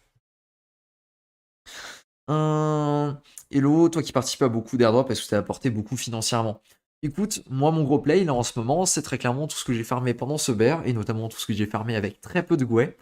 Donc, si ça va rapporter, ça va vraiment être à ce niveau-là. Est-ce que je suis rentable sur ce que j'ai farmé, même avec tout ce que j'ai dépensé? Oui, l'airdrop d'Arbitrum a été largement rentable là-dessus, malgré le fait que je jouais pas très sérieusement les airdrops à ce niveau-là. En tout cas, à ce moment, au moment là où Arbitrum est tombé. Mais bon, je pense que c'est un petit peu la critique classique quand tu commences les airdrops un petit peu tard. C'est tu vas voir le premier airdrop qui va tomber, qui va vraiment faire du bruit. Pour moi, c'était optimisme. Tu vas te dire, ah, d'accord, ça peut fonctionner ce genre de truc de te positionner sur des airdrops. Ok, donc tu vas commencer à chercher qu'est-ce qui est intéressant, etc. Moi, celui sur lequel je m'étais principalement positionné, c'était Arbitrum, avant de commencer à augmenter mon activité. Et du coup, bah, j'ai commencé, mais j'ai joué assez soft à Arbitrum. J'avais pas 100 transactions sur le réseau, j'avais pas du tout de volume sur le réseau, j'avais juste l'ancienneté. Et ouais, j'avais chopé 3250 Arbitrum, qui sont d'ailleurs toujours sur un de mes wallets et qui bougent pas pour faire de la gouvernance. Parce que je pense qu'il y a un monde là où ils font un optimisme 2 et un optimisme 3, là où ils vont venir récompenser les personnes qui font de la gouvernance. Donc oui, je pense que c'est intéressant de le jouer à ce niveau-là. Mais non, j'ai pas encore eu exactement. J'ai pas fait des 100 et des 1000, si c'est ça la question. Mais par contre, c'est vraiment le truc là où je commence à jouer en ce moment, là où je commence vraiment à me positionner là-dessus et à être bien plus agressif que ce que j'étais jusqu'à présent au niveau des airdrops. Et ça, on va dire, ça fait allez, 6 mois à peu près que je commence à le faire. Et j'avais déjà ramp up mon activité avant, mais là, je suis vraiment plus agressif. Et c'est un truc que là, en ce moment, je suis en train de calmer un petit peu parce que ben, avec les frais qui augmentent, c'est moins marrant. Mais jusqu'à présent, ça se faisait facilement et très largement. Alors, très quali, merci. Merci pour les montages. Merci pour les montages, merci pour ça. Penses-tu que seulement nos adresses MetaMask seront sélectionnées pour la drop de Starknet ou les wallets X? Et bravo seront sélectionnés. Merci à toi pour ton super boulot. Écoute Julien, je pense très clairement que ça va jouer au niveau du wallet qui est compatible Starknet, hein. À moins qu'ils décident de faire un truc des deux côtés, un petit peu comme ce qu'ils ont fait chez Celestia, là où ils ont décidé de prendre des utilisateurs Cosmos et des utilisateurs EVM, bah, à moins que Starknet décide de faire un truc comme ça, ce qui serait absolument pas déconnant, hein. À moins qu'ils décident de faire un truc comme ça, je pense que le plus important, c'est effectivement l'activité qu'il va y avoir sur la blockchain, sachant que la blockchain est déjà live, à l'inverse de ce qu'on a pu avoir sur un Celestia, là où la blockchain était encore en testnet. Un dashboard qui donne le bon volume sur Base. Eh bien, écoute, c'est le cas de tous les dashboards, en fait, ils donnent pas les bonnes stats, hein. Si tu veux avoir la stat exacte de ton volume que tu as réalisé sur Base, c'est très simple. Tu prends un petit Excel. Chaque fois que tu fais une transaction, tu mets ton volume. C'est ultra chiant, on est d'accord. Mais si tu veux avoir la stat exacte, c'est comme ça qu'il faut faire. À l'heure actuelle, je pense pas qu'il y ait un dashboard qui prend vraiment à 100% tous ces trucs en compte. Voilà, hein. Donc j'ai pas plus à dire que ça. C'est vraiment toi de faire ton propre tracking, ton propre dashboard, avoir tes propres stratégies, hein, tout simplement, et développer ton edge à ce niveau-là. C'est vraiment ça ce qui fait la différence plutôt que les airdrops, plutôt que les dashboards qui sont tout faits. Je dis pas, ils sont très bien les dashboards qui sont tout faits, mais quand tu veux aller poncer des trucs un petit peu plus niche, etc., c'est aussi très bien de faire tes propres outils. Peux-tu ou vas-tu faire une vidéo sur les airdrops de l'univers Cosmos? Non, sur Cosmos, ça m'intéresse pas forcément. Cosmos, bah, 95% de ce que tu fais, c'est stacker en fait des tokens, hein, finalement. Donc je pense pas que ce soit très pertinent de faire une vidéo là-dessus. Et comme je l'ai déjà dit à plusieurs reprises, moi je m'intéresse quasiment exclusivement à ce qu'il va y avoir au niveau de tout ce qui est EVM, si tu veux. Donc j'évite de m'éparpiller, j'évite de partir sur Sol, j'évite de partir sur Cosmos, etc. Je préfère avoir tout sur ce qui est EVM, comme ça t'es tranquille, t'as pas 50 écosystèmes à suivre, et je trouve que c'est plus confort. Évidemment, je passe à côté de trucs qui sont sur Solana, et évidemment, je passe à côté de trucs qui sont sur Cosmos, et sur la dizaine, voire la centaine d'autres écosystèmes qui existent, hein. Ça, c'est une certitude, mais je peux pas être partout, et je préfère faire ce choix de focus sur des trucs plutôt que de m'éparpiller. Il y aura par contre bientôt une vidéo, enfin 2 vidéos, il y aura une vidéo sur les airdrops qui sont disponibles sur Solana pour faire un petit récap de ce qui se passe aussi dessus. Parce que je pense que pas mal de personnes risquent d'être price out de ce qui se fait sur Ethereum en ce moment et sur tout ce qui est EVM. Et il y aura également ça sur Aptos parce qu'il se passe également des choses sur Aptos. Ça arrive, je sais pas quand, mais ça arrive, j'ai déjà les miniatures. En tout cas, je pense qu'on peut dire ça. J'ai eu celui de Pete, bah écoute, non, mais vu que j'ai pas rechecké, je sais pas. Pour le moment, j'attends vraiment de voir les critères parce que, ben, voilà quoi, hein, tant qu'on n'a pas les critères, on navigue à l'aveugle et ça me trouve pas pertinent. À quand un face reveal? Eh bien, il n'y en aura tout simplement pas. Il n'y en aura tout simplement pas, il n'y a pas plus à dire là-dessus. Je l'ai déjà développé, hein, à plusieurs endroits. Je considère qu'être connu et surtout être reconnu, c'est le pire truc qui peut arriver à un être humain. Donc, je n'ai absolument pas envie de me mettre dans cette position-là. Quitte à perdre de la confiance ou de la visibilité sur la chaîne, je m'en fous complètement. Ça passe derrière ma vie privée, tout ça. Une vidéo sur comment déléguer les tokens pour la gouvernance. Oh oui, si ça t'intéresse pour Arbitrum, j'ai une vidéo qui traite exactement de ça. C'est la vidéo qui s'appelle juste ici. Si on tape Arbitrum, normalement ça va tomber. Tac. L'airdrop d'Arbitrum va se répéter. Voilà, c'est celle-là, si je dis pas de bêtises. Non, c'est pas celle-là. Ouais, celle-là, je dis une bêtise. Voilà, c'est celle-là, c'est Airdrop Arbitrum, un deuxième. Et dans celle-là, je montre comment ça marche, la gouvernance sur Arbitrum. Yes, les pubs pour les lentilles, on adore, on apprécie. En plus, c'est non skippable, génial. Alors voilà, je fais de la sponsor pour les lentilles maintenant, un plaisir. Je montre comment voter sur celle-ci. Alors, il me semble, hein, je suis pas sûr, c'est une vidéo qui date d'il y a 7 mois quand même, donc faut pas abuser non plus. J'ai pas une mémoire aussi bonne que ça. Mais il me semble que dans celle-là, je montre à peu près comment ça fonctionne. Et en gros, ce qu'il faut faire, c'est du coup avoir tes jetons Arbitrum sur ton wallet et aller sur un site qui s'appelle Tally. Hop, on l'a peut-être ici. Non? Là, peut-être ici. Oui, c'est un site qui s'appelle Tally et c'est un site qui permet du coup de voter. C'est un petit peu l'équivalent d'un snapshot. C'est clairement l'équivalent d'un snapshot en fait, hein, tout simplement. C'est un snapshot et ça permet du coup de voter. Ici, c'est pareil que ce qu'on a pu voir sur Optimisme. Tu peux décider de déléguer à quelqu'un ou pas. Et en fonction de ça, bah, c'est toi qui votes, ou alors c'est la personne à qui tu as délégué qui va voter. Pour le coup, je les ai de cette façon-là depuis que j'ai reçu l'airdrop. Donc normalement, s'il y a quelque chose qui bouge, s'ils décident de récompenser les mecs qui sont actifs sur la gouvernance, eh bien normalement je suis quand même plutôt bien placé. Le mage, il fait quoi en dehors de la crypto? Ben écoute, je suis en full-time crypto depuis un petit moment maintenant. Effectivement, c'est pas toujours facile, hein, mais je suis en full-time crypto. Comment avoir une idée du coût des frais de gaz pour Layer 0? Eh ben c'est très simple, tu regardes ce que les autres gens. C'est très simple quand tu veux passer une transaction. Tu vas regarder le contrat par lequel ta transaction va passer. Tu regardes le mec qui est passé 2 minutes avant toi, combien il a payé, et tu as ta réponse, tu sais combien tu vas payer. Est-ce que tu travailles à côté de YouTube et de ton farm d'airdrop? Non, pour être un petit peu plus clair là-dessus, si tu veux, j'ai un deal avec mes parents, parce que je suis encore relativement jeune, je crois à peu près, j'ai 24 ans. C'est un petit peu comme si je terminais mes études. Donc, ils me laissent faire un petit peu ce que je veux, j'habite encore chez eux, et au bout d'un moment, quand j'aurai une activité qui sera un petit peu plus stable que ce que j'ai à l'heure actuelle, eh bien, je pourrais partir, je pourrais me déplacer, voilà, pour donner un petit peu plus de détails. Alors, comment gères-tu ton temps avec les airdrops? Ouh, c'est une question très compliquée. Je fais pas mal de choses aussi à côté, bah, notamment avec YouTube, la création de contenu, etc. Ça demande quand même beaucoup, beaucoup, beaucoup de temps. Donc ouais, c'est assez compliqué, je sais pas, il faudrait peut-être faire une vidéo dédiée pour expliquer exactement comment on gère ça. Et ta voix, c'est vraiment la... Au moment là où on me pose une question sur ma voix, il y a la voix qui déraille. En plus, je suis en train de tomber malade, donc c'est pas forcément le bon jour pour parler de ça. Mais ouais, c'est vraiment ma voix. Enfin, il n'y a pas d'édit ou quoi. Je pense que le micro fait un très bon travail de ce côté-là. Donc ouais.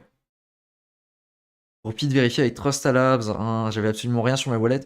Oui, c'est pour ça, je pense aussi qu'il faut que je revérifie. C'est possible que j'ai finalement quelque chose. Ouais. Salut, c'est quand le airdrop de Zcasing? Absolument aucune idée. Tu es une entreprise pour déclarer tes activités? Oui. À partir du moment là où tu gagnes de l'argent en France, tu es obligé d'avoir une entreprise, ou en tout cas au minimum d'être auto-entrepreneur et du coup de déclarer ce que tu gagnes à l'URSSAF. Et c'est du coup 22,5% de tes gains qui vont dans des cotisations sociales. Sur Cosmos, pour être éligible au futur airdrop, il suffit de stake minimum 50 atomes. Ça suffit pour être éligible. Voilà, ouais, c'est exactement ça, hein.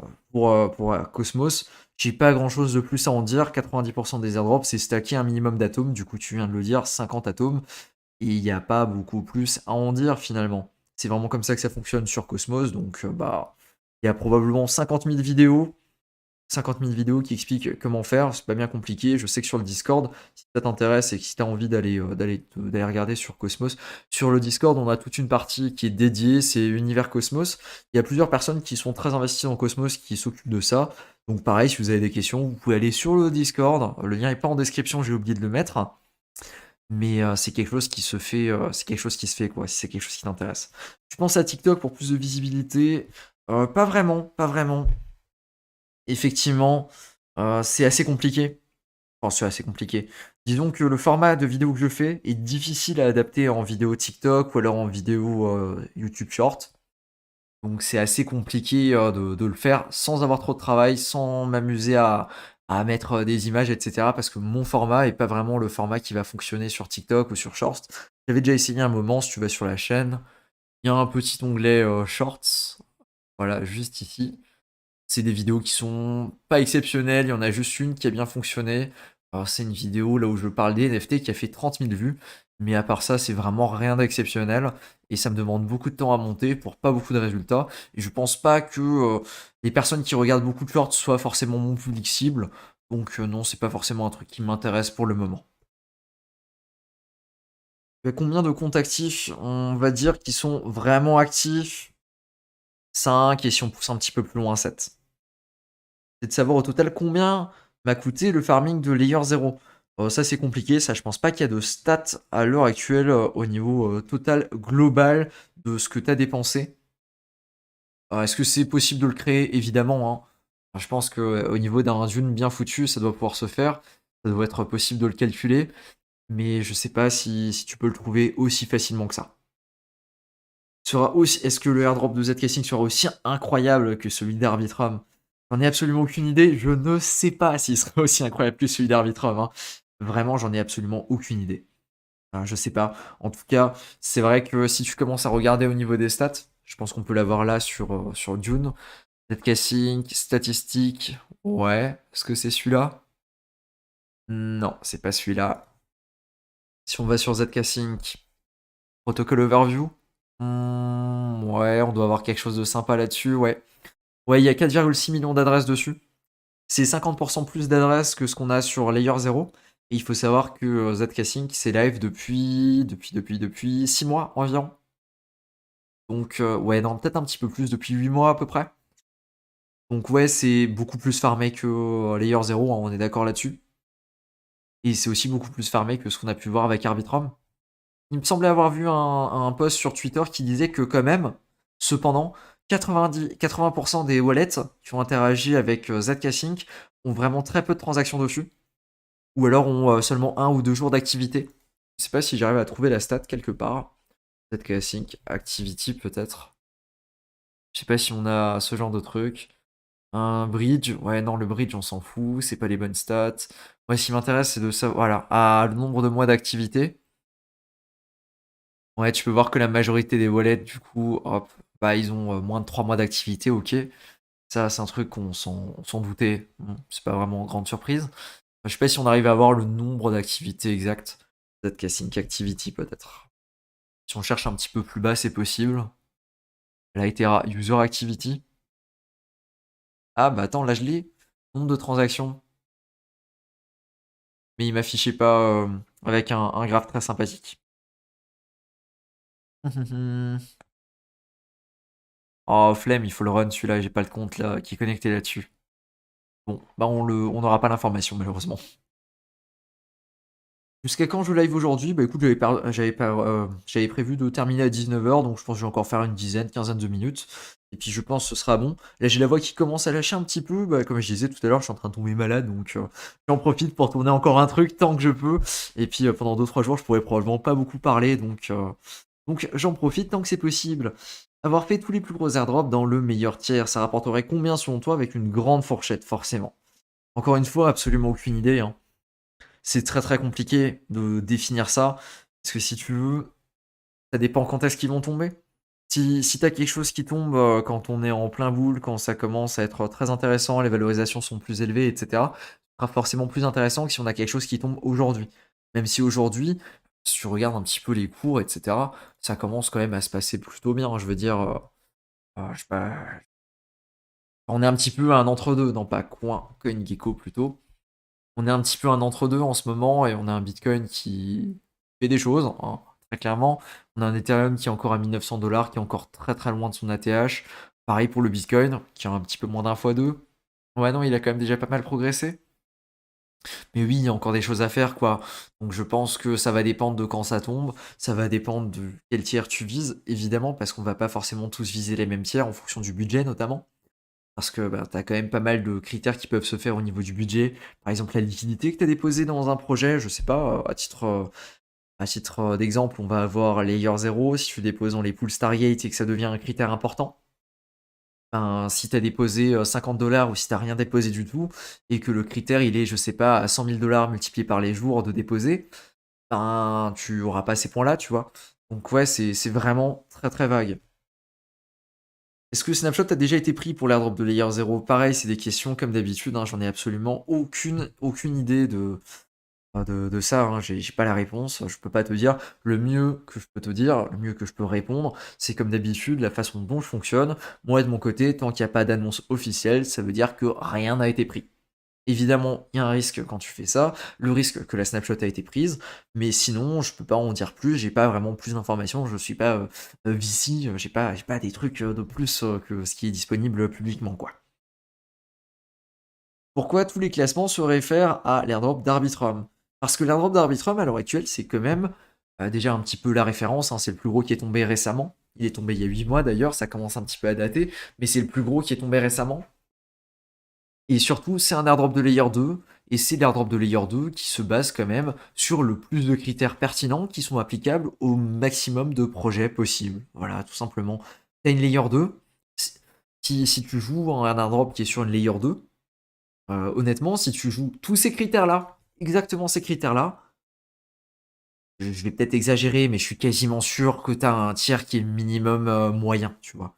Quasiment sûr que t'as un tiers moyen sur quasiment n'importe quel airdrop de layer 2 si tu coches toutes les cases qui sont disponibles ici. Tout simplement parce qu'il n'y a pas 50 cases qui sont possibles.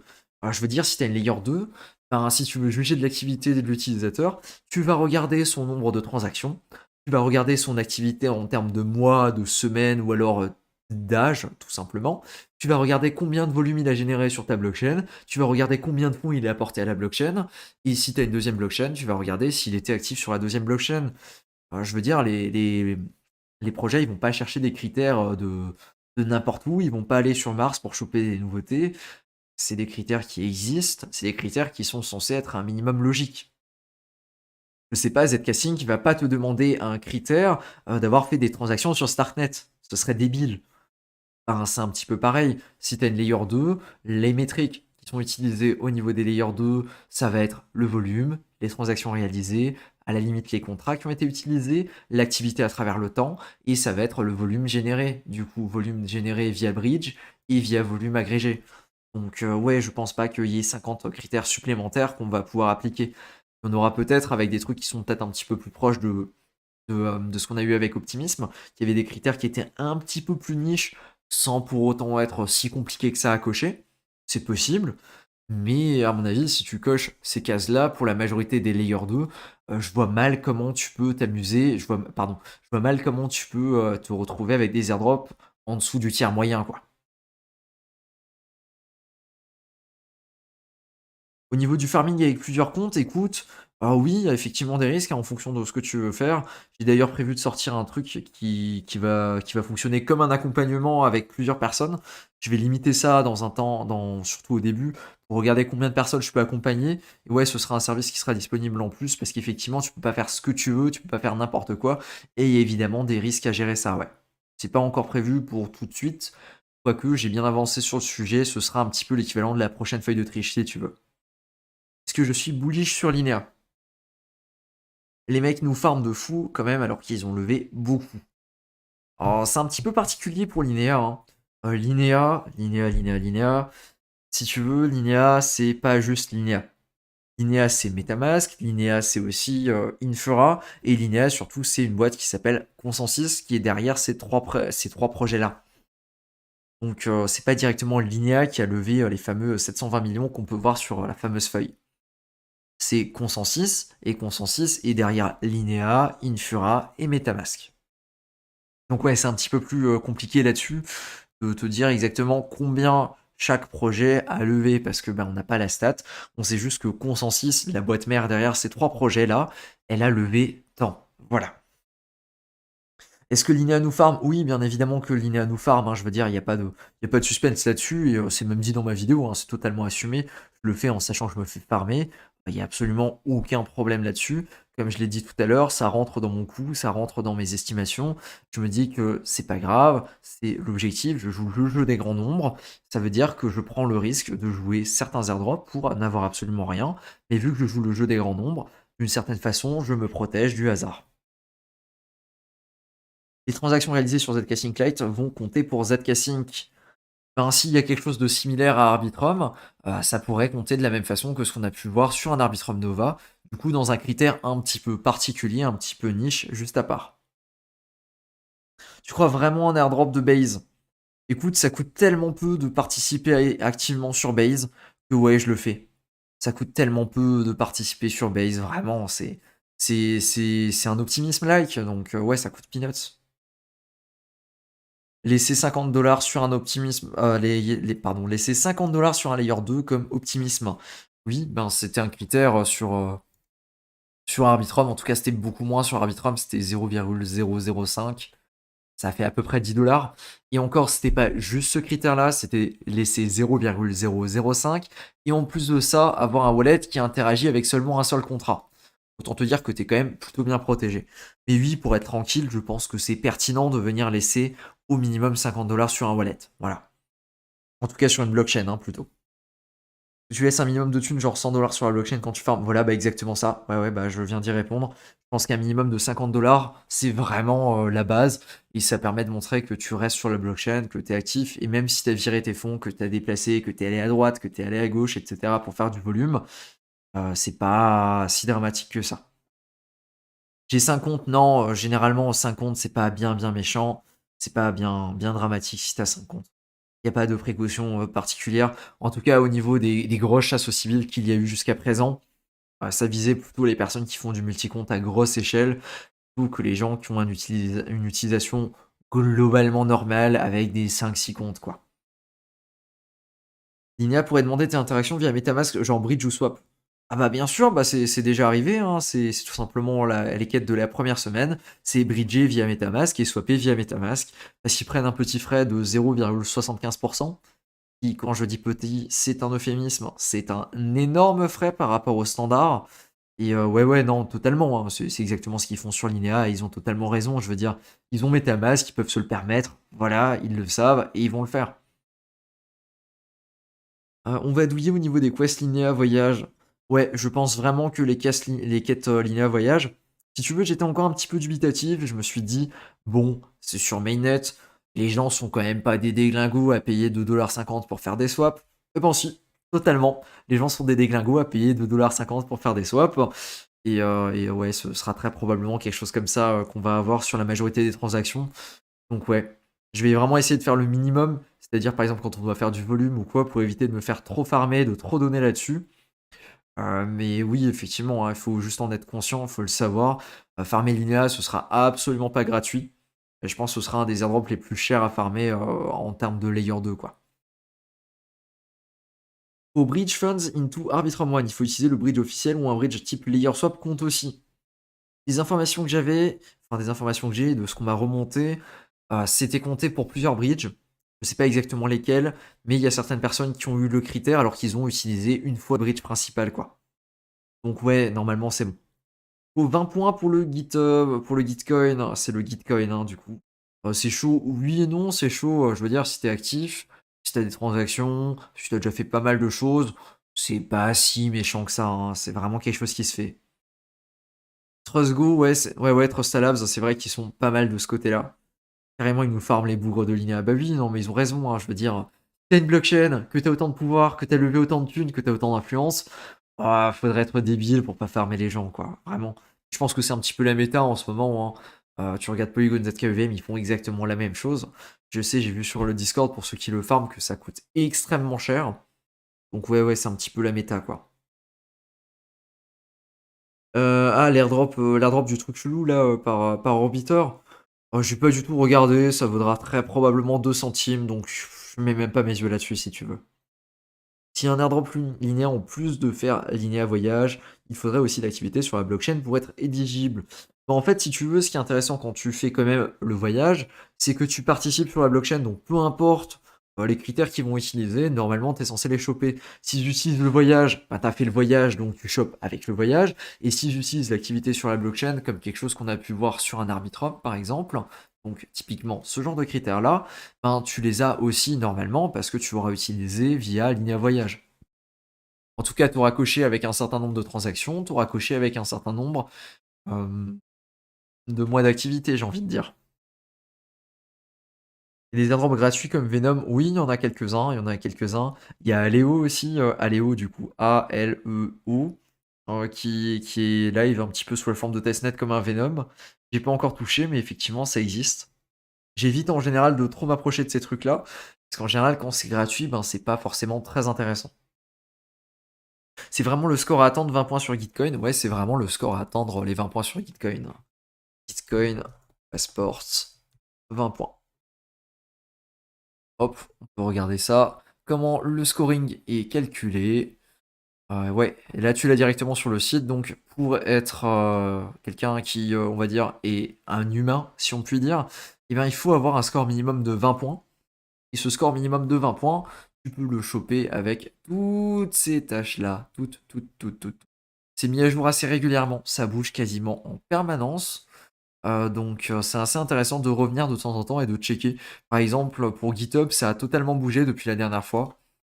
Et pour d'autres critères, c'est assez basique. Par exemple, le Gnosis Safe. Ah, le Gnosis Safe, ouais, non, il doit coûter un bras maintenant vu qu'il est sur Ethereum.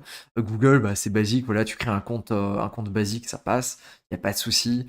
Facebook, tu crées un compte bidon, c'est pareil. Ethereum, ce qu'il faut posséder, ce qu'il faut avoir dépensé, c'est un petit peu plus compliqué. First transaction, la première transaction qui date d'il y a plus de 30 jours, ça c'est facile. Le Discord, c'est facile. Coinbase, si tu as un compte Coinbase, ben, ça se fait, même si c'est un KYC indirect. Il y a des trucs qui sont assez chiants, on est d'accord. Guild, ça normalement tu l'as assez facilement, les guilds. Alors peut-être pas tous, mais tu peux en choper un ou deux.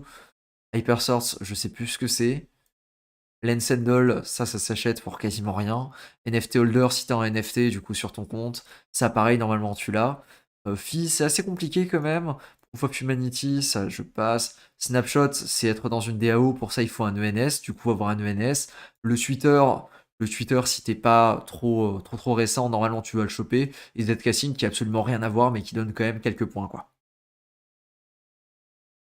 Le match de Palais Wallet, bravo, c'est Argentic, c'est le token star va être déployé sur Ethereum et le stacking du token stack sera également sur la L1 Ethereum. Oui, bah ce sera un petit peu sur les deux de ce qu'on a vu directement en discutant avec Abdel. Ce sera possible de gérer ça sur les deux. Le stacking, je sais pas s'il sera également sur la layer 1, je sais pas. J'ai pas l'information à ce niveau-là. Pour Linéa, ça sert à quelque chose d'acheter les anciens NFT. Pareil, c'est de la spéculation, je peux pas t'aider plus que ça, j'ai pas l'information. Je sais juste qu'il y aura de l'XP qui sera distribué rétroactivement aux personnes qui auront de ces NFT-là. Et je sais pas exactement comment ça va se passer. Pour optimiser le volume, est-ce que tu peux bridger une grosse partie de tes fonds sur la blockchain que tu farmes sans rien risquer? Ben, les bridges, si tu veux, c'est pas tellement au niveau des transactions que ça va être risqué. Enfin, pour avoir fait des centaines de transactions de bridge, j'ai jamais eu le moindre souci. Non, par contre, là où c'est risqué, c'est si tu as des fonds qui sont passés par un bridge. Par exemple, si tu as du là, à l'époque, si tu avais, de l'Ethereum sur la blockchain Phantom et que le bridge de Phantom s'était fait hacker, du coup, le bridge multi-chain de Phantom par lequel l'Ethereum était arrivé sur Phantom était et bien là, par contre, là, ça peut être risqué parce que, si ton Ethereum, tu peux pas le renvoyer sur Ethereum, par définition, il vaut plus rien, quoi. Le passeport, c'est indispensable pour toi. Pour l'IA, je pense qu'il sera demandé. Pour la majorité des autres choses, non. Non, non, je pense pas. Ils veulent nous farm avec leur vieux token Gitcoin. Ouais, c'est des petits malins chez Gitcoin aussi, hein. Faut pas croire, faut pas croire. Oui, ils ont un système aussi assez similaire à ce qui se fait avec, bah, on va dire Linéa dans ce sens-là. Là où effectivement, ils vont mettre en avant leur service. C'est assez, assez classique, j'ai envie de dire. Un cryptomage, est-ce que tu penses des templates Notion pour suivre des... Mais c'est la 5e fois que je te réponds. Tu n'as pas besoin de me spammer. J'ai répondu à tes 5 commentaires. Non, c'est pas prévu de faire ça dans l'immédiat. Non, c'est pas prévu. Par contre, c'est quelque chose que toi, tu peux faire. Tu peux t'amuser à créer ton propre dashboard. Et c'est quelque chose qui se fait totalement. Ça demande pas tant d'efforts que ça de gérer ton propre dashboard. Ça demande juste un petit peu de temps pour le setup. Et puis après, bah, tu apprends quand même des skills. C'est intéressant de savoir gérer ça, que ce soit sur un Excel, sur un Notion ou autre. Je pense que ça reste très pertinent. Tu gères combien de wallets? Bah, l'information tout à l'heure, ouais, ça va être 5 plus ou moins activement et 7 un petit peu moins, quoi. Le mage LDCA, sur quoi êtes-vous en ce moment? À part FTM. Ouais, on peut même pas dire que j'achète du FTM, hein, ça bouge pas tant que ça. Le mage en ce moment, pas grand-chose, hein. Pas grand-chose, j'ai juste racheté de l'Ethereum quand il était vers les 1005. Mais sinon, non, pas grand-chose. Le bon coup que j'ai réalisé il y a pas longtemps, c'est sur le SATS que j'avais montré en vidéo il y a un petit moment. C'est vraiment un play de dégène, ça. Le SATS qui a pas mal monté. Alors la courbe est pas forcément à jour, elle est un petit peu bizarre la courbe d'ailleurs, vu que c'est un BRC20. Mais il est où le mode nuit sur CoinGecko dans les paramètres? Ouais, Dark Mode. Voilà. Le SATS qui a eu une très belle performance, mais c'est un shitcoin, c'est un shitcoin BRC20, donc c'est assez particulier. Et la courbe veut absolument rien dire si tu veux. Il y a une vidéo dédiée aussi sur la chaîne, là où j'explique pour les BRC20 comment ça fonctionne, qu'est-ce que c'est, parce que c'est assez bizarre, c'est plutôt des shitcoins plus qu'autre chose, hein, qu'on soit clair là-dessus. C'est pas vraiment des tokens qui ont de la valeur, c'est des mêmes coins. Et ouais, c'est assez particulier, mais c'est un play qui a bien fonctionné vu que j'avais dépensé environ 80 $ pour les minter. Et là, à l'heure actuelle, tac, si je regarde, j'en ai pour environ 538 $, donc c'est worth it. Mais c'était un petit play comme ça, rien de très exceptionnel, quoi. En vrai, faire 10K de volume, c'est pas facile. Bah, ça dépend de ton volume, quoi, hein. Enfin, ça dépend de ce que tu vas avoir sur la blockchain. Si t'as 5000 $, c'est 2 transactions. Si t'as 100 $, c'est 100 transactions. Ça dépend de ce que t'as sur la blockchain, tout simplement. Tu comptes faire quoi avec tes bénéfices airdrop? Oh, tu sais, je suis un dégénéré, moi, hein. Ça va repartir pour farmer plus d'airdrop. Go farmer en team comme certains le font et faire un call 1 ou 2 fois par semaine, ça fait évoluer vite sur les airdrops. Ben, il y a le Discord, écoute, j'ai pas plus à te dire que ça. On a la communauté sur le Discord, il y a les informations qui sont partagées en direct quand il y a des trucs à faire. Voilà, hein, il n'y a pas plus à dire que ça. Les Ordinals, ça date pas mal. Ouais, bah tu peux regarder la date de la vidéo. Pop, pop, pop. C'était il y a 6 mois, 5 mois, 5 mois, 5 mois. Donc ouais, ça commence à dater, effectivement. Mais a priori, bah, c'est revenu un petit peu. Il y a eu l'annonce aussi, bah, le Ordi, du coup le token un petit peu principal. Tout ce qui est Ordinals avec les BRC20 s'est fait lister sur Binance. Ou va se faire lister sur Binance, si je dis pas de bêtises. Donc il y a eu un petit pump aussi, donc ça a bien aidé. Mais à part ça, ouais, c'est des shitcoins, hein, faut pas aller voir plus loin que ça, hein. C'est des shitcoins tout simplement, quoi. Hop. Moi, je suis blasé. J'ai l'impression que Layer 3 et Galaxy nous farm. Layer 3, c'est un petit peu particulier. Layer 3, il faut clairement pas le voir pour choper un airdrop ou quoi, c'est vraiment du bonus.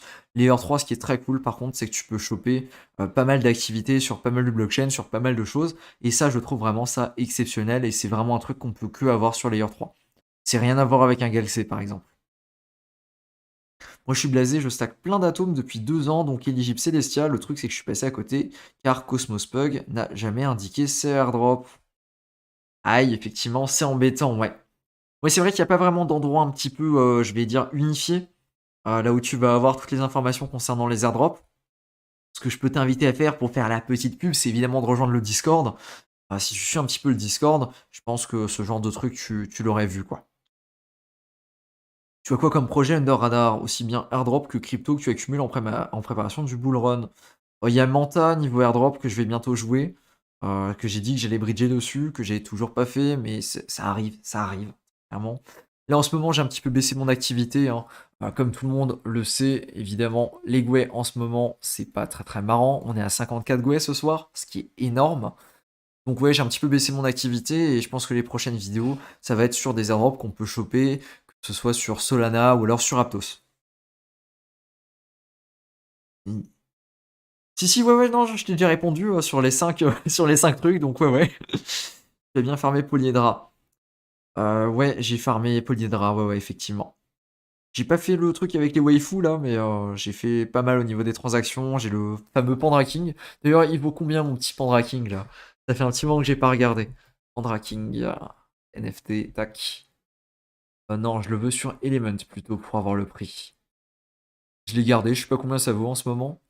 Ouais, 25 $. Ouais, ça va. Petit bonus comme ça. Ah, du Cosmopuck, c'est pas à jour, ouais. Hein, du track. Je me souviens du track sur la BRC20. Ouais, il y en a eu tout plein de ces tokens là. Si tu vas sur Unisat, on peut les voir. Unisat, tac, wallet.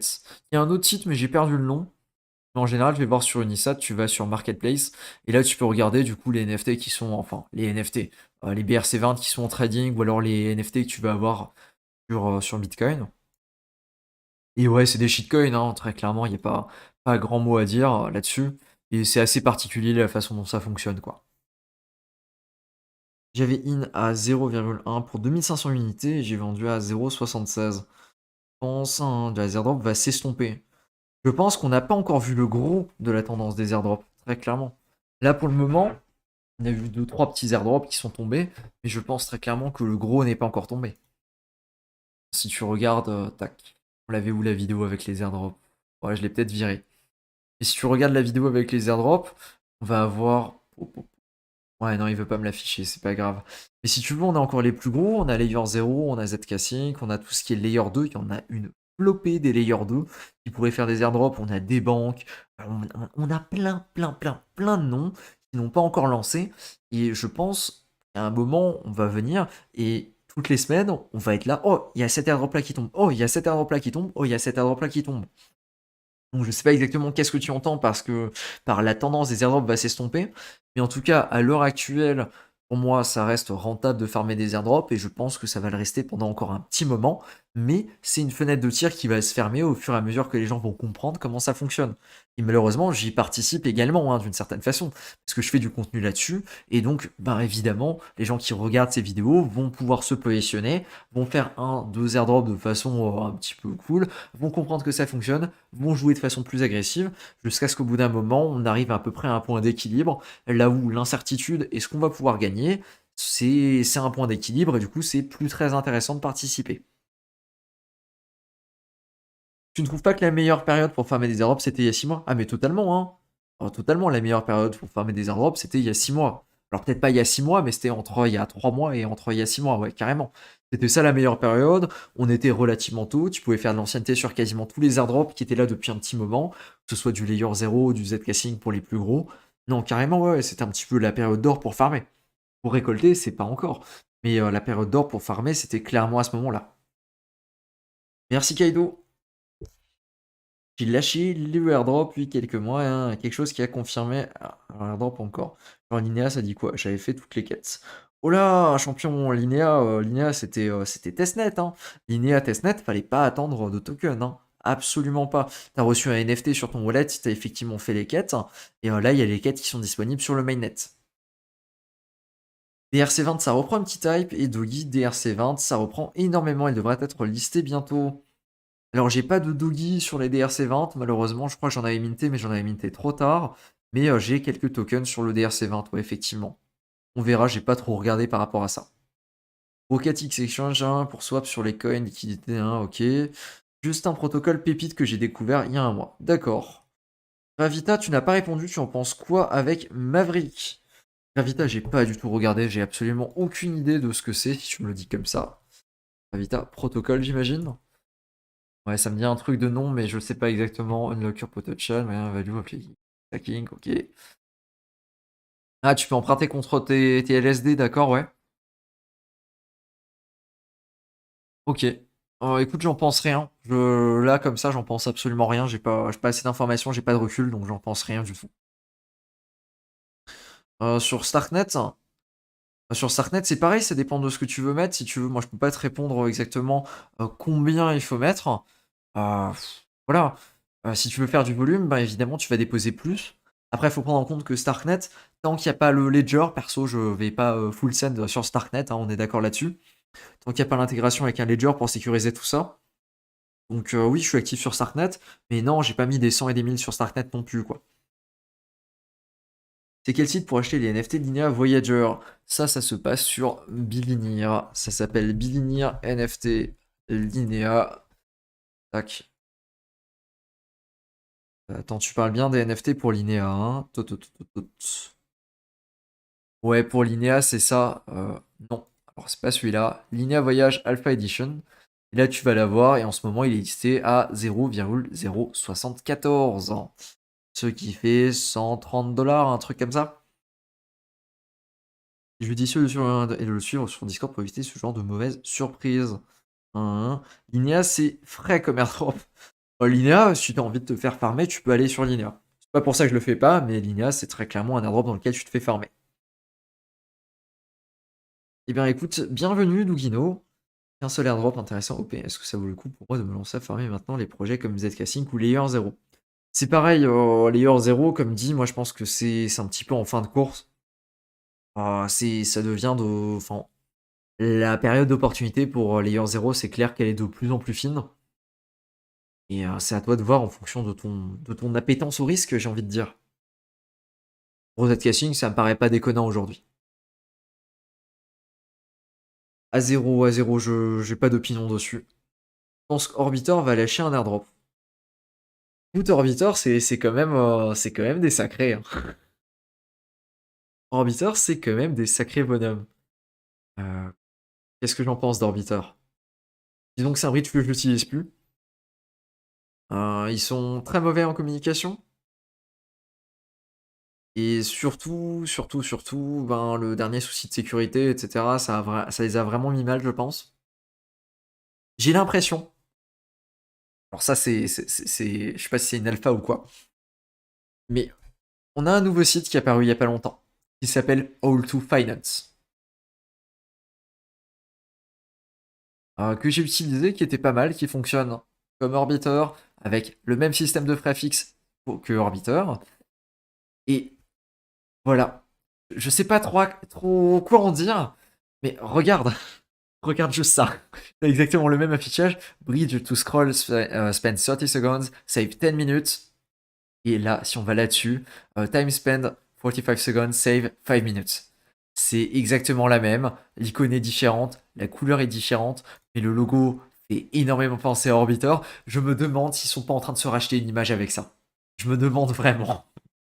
C'est un peu improbable, c'est un petit peu, ouais, théorie du complot, quoi. Mais vraiment, ça ressemble, quoi. Enfin, si j'étais Orbiteur, je voulais me racheter une image. C'est exactement ce que je ferais. En plus, c'est exactement le même truc. Ça fonctionne tout pareil. C'est les mêmes fonctionnalités. C'est tout pareil.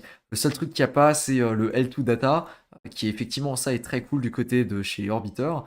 On va pas retrouver ici, mais sinon, c'est exactement pareil. Et chez All2, ils ont rajouté un petit truc, c'est pour déployer le contrat. Et sinon, c'est exactement un clone. Tu penses que 100K de bénéf dans 2 ans avec 5 wallets dans le meilleur tiers sur les plus gros airdrops est une estimation déconnante? Oh, ça dépend combien t'as farmé, écoute. Ça dépend combien t'as farmé. De la Ledger et Starknet, ouais, bah c'est quand même quelque chose qui me bloque un petit peu sur Starknet, si tu veux, avant de débarquer avec pas mal de fonds. C'est que t'as quand même un wallet. Alors, je sais pas si c'est exactement géré comme ce qu'on peut avoir sur un MetaMask, là où ta phrase, elle est pas en clair, mais c'est un petit peu comme si. Je sais pas si c'est exactement géré pareil pour Argentix, mais effectivement, c'est quelque chose qui me bloque et c'est quelque chose qui me fait dire, je vais pas mettre des 100 et des 1000 dessus, je vais pas claquer tout mon portefeuille dessus. Tant qu'on n'a pas un ledger, perso, moi c'est quelque chose qui me bloque quand même un petit peu. On avait parlé dans l'interview avec Abdel, j'avais demandé, et a priori il m'avait dit que c'était dispo sur Bravos, mais j'ai vérifié et donc c'est pas encore le cas. Donc je sais pas quand est-ce que ce sera dispo quoi. Non, j'ai pas de code Focus Tree, désolé les gars. Ouais, c'était un petit peu compliqué les codes Focus Tree, hein, vraiment. Je pense qu'il y en aura un jour pour Orbiter. Ouais, c'est possible qu'il y en ait quelque chose pour Orbiter. Non, j'ai pas vendu mon NFT Linéa. Non, non, j'ai gardé. Avec plaisir, Doginou. Il y avait encore des quêtes Linéa sur Galaxy après leur NFT. Non, non, non, non, c'était la fin. Hein, au moment là où tu as reçu le NFT Alpha, c'était la fin des quêtes pour Linéa. En tout cas pour Linéa Testnet. Tu peux nous donner tes attentes à la louche comme récompense pour Layer 0, ZK Sync et Starknet. C'est pareil, je veux pas faire d'estimation. Je sais qu'il y a toujours des déçus quand tu commences à faire des estimations. C'est toujours pareil, je veux pas m'amuser à donner, il y aura 5000 $ pour Layer 0. Voilà. Je sais qu'il y a déjà quelqu'un qui a cut le segment là, qui va le réupload quelque part, mais non, non, non, je veux pas faire ça. Ça me paraît pas intéressant, ça me paraît pas pertinent, j'en ai absolument aucune idée. Et je préfère ne pas avoir d'attente, me dire que je gagnerai jamais rien. Et puis si je récupère quelque chose, c'est vraiment une bonne nouvelle, et c'est quelque chose que je n'attendais absolument pas. En tout cas, je préfère travailler comme ça plutôt que de me réveiller le matin, d'aller sur Twitter, d'aller checker Layer 0 avec la tremblote, tu sais, sur la souris, là, comme ça. Ta, ta, ta, ta, ta, ta, ta. Est-ce qu'ils ont fait un airdrop? Est-ce que je suis rentable aujourd'hui? Est-ce que je suis rentable? Non, du tout, absolument pas. Je préfère être tranquille dans mon coin, faire mes choses et me dire qu'un jour, peut-être, si le dieu des airdrops décide d'être gentil avec moi, je recevrai quelque chose. Mais sinon, j'ai absolument aucune attente. Et je pense que ça fonctionne beaucoup mieux comme ça. T'as pas un truc en permanence, un phoque dans la tête qui te dit oh, est-ce qu'on va choper quelque chose aujourd'hui? Oh, etc. Non, je préfère fonctionner de façon plutôt calme comme ça, quoi. Genre un fork de Orbiter, ouais, bah c'est soit un fork de Orbiter, soit la team de Orbiter, hein, très clairement. Orbiter, moi je l'ai vraiment pas trop saigné. C'est pas un truc que j'ai particulièrement apprécié. Les frais sont quand même relativement élevés, je trouve. C'est pratique parce qu'en général, ils vont lister à chaque fois les blockchains qui vont sortir. Moi, je sais pas, on va un exemple. Je suis quasiment sûr que Manta est listé, alors que il est pas disponible à beaucoup d'endroits. Manta, voilà, tac, il est listé. Il y a Mental qui est dessus, il y a Scroll. Alors ce sont des airdrops qui sont sortis il y a vraiment pas longtemps. Enfin, pas des airdrops, des blockchains, des layer 2. Donc non, c'est pas quelque chose. Enfin, ils sont assez réactifs là-dessus, quoi. Arbitrum Nova doublait ton score. Ah écoute, j'ai pas du tout eu cette expérience. Moi j'ai compté mes points sur Arbitrum. Ça m'a absolument pas doublé. Ça m'a même rien rajouté de ce que j'ai vu. C'est donc assez particulier le fonctionnement du scoring là-dessus. Merci pour l'interview avec Focus Tree. Ouais, l'option de pouvoir signer les transactions sur ta Ledger, hein. Snapshot Layer 0 a été fait il y a un mois et on aura des annonces cette semaine. Bah écoute, c'est totalement possible. C'est totalement possible. Des nœuds pour d'autres projets que Shardeum. Attends, hein, comme développeur en faisant tourner des nœuds est plus importante qu'un simple utilisateur. Je pense qu'à l'heure actuelle, si tu veux être considéré comme développeur, il faut vraiment t'intéresser au GitHub des différents projets et participer à ce niveau-là. Un petit peu comme les critères qu'on a vus sur Celestia. Faire tourner un nœud, on a beau dire, mais c'est quelque chose qui devient assez mainstream. C'est pas si compliqué que ça de faire tourner un nœud. Je veux dire, je suis pas du tout développeur, j'arrive à faire tourner un nœud, et la majorité des gens qui ont suivi la vidéo sont pas du tout développeurs et arrivent à faire tourner un nœud. Donc ouais, de ce côté-là, je pense pas que ça fait de toi un développeur de faire tourner un nœud. Pour faire plein des airdrops comme ça, tu peux être dans l'attente à un moment, farmer sans rien attendre, c'est assez rare, je pense. Je pense que c'est surtout au niveau de l'état d'esprit. Évidemment que si demain je reçois absolument rien pour tout ce que j'ai farmé, je serais un petit peu déçu, on est totalement d'accord là-dessus. Mais par contre, je me réveille pas le matin en me disant je vais checker Layer 0 et voir s'ils ont fait un airdrop, quoi. Absolument pas. Que penses-tu de Liquidity et l'USD? C'est pas mal, ça fonctionne bien, c'est très cool ce qu'ils proposent. Et ça a tenu le bear, donc c'est un plus. Odos en agrégateur, Odos c'est parfait Odos. Odos, je les adore, j'adore beaucoup, beaucoup trop ce qu'ils font, moi. Pour ne pas être Sibyl ou réduire son score Sibyl pour être éligible aux airdrops, juste être un utilisateur normal, c'est tout. Être un utilisateur normal, pas plus, pas moins, être un utilisateur normal. faire le maximum que tu peux pour être un utilisateur normal. Et normalement, il n'y a pas de souci à ce niveau-là, hein. Après, c'est pas parce qu'ils feront un airdrop que ce sera la teuf. Dans le même genre, quand je vois que Connext, ouais, Context, l'airdrop était assez minable. Je sais pas, j'ai pas du tout regardé combien il y avait sur Connext. Tu nous refaire des tutos sur comment lancer des smart contracts sur d'autres blockchains STP, c'était top. Bah écoute, c'est bidon, hein. En fait, t'as juste à changer de réseau, hein. Si tu veux, c'est exactement la même chose que ce qu'on a fait sur Scroll, sauf qu'il faut être sur le réseau sur lequel tu veux déployer un contrat. Voilà, c'est pas plus compliqué que ça. Vraiment, déployer des contrats sur des réseaux, c'est pas le truc le plus compliqué au monde. Tu traites des alts aussi. Ça m'arrivait pendant un moment. Là, pour le coup, c'est pas trop mon activité du moment, mais pendant un moment, ouais. Les cat intracts de Polygon ZKEVM, j'aurais bien aimé. Mais non, je me suis pris un petit peu trop tard. Et puis quand je vois les gens galérer sur le Discord, je me dis que ouais, ça donne pas du tout envie. Et puis Polygon ZKEVM, c'est un petit peu la pire des layers 2 à l'heure actuelle, donc j'évite. Ça veut pas dire qu'ils peuvent pas faire un airdrop et que ça peut pas, et ça peut être nul ou intéressant.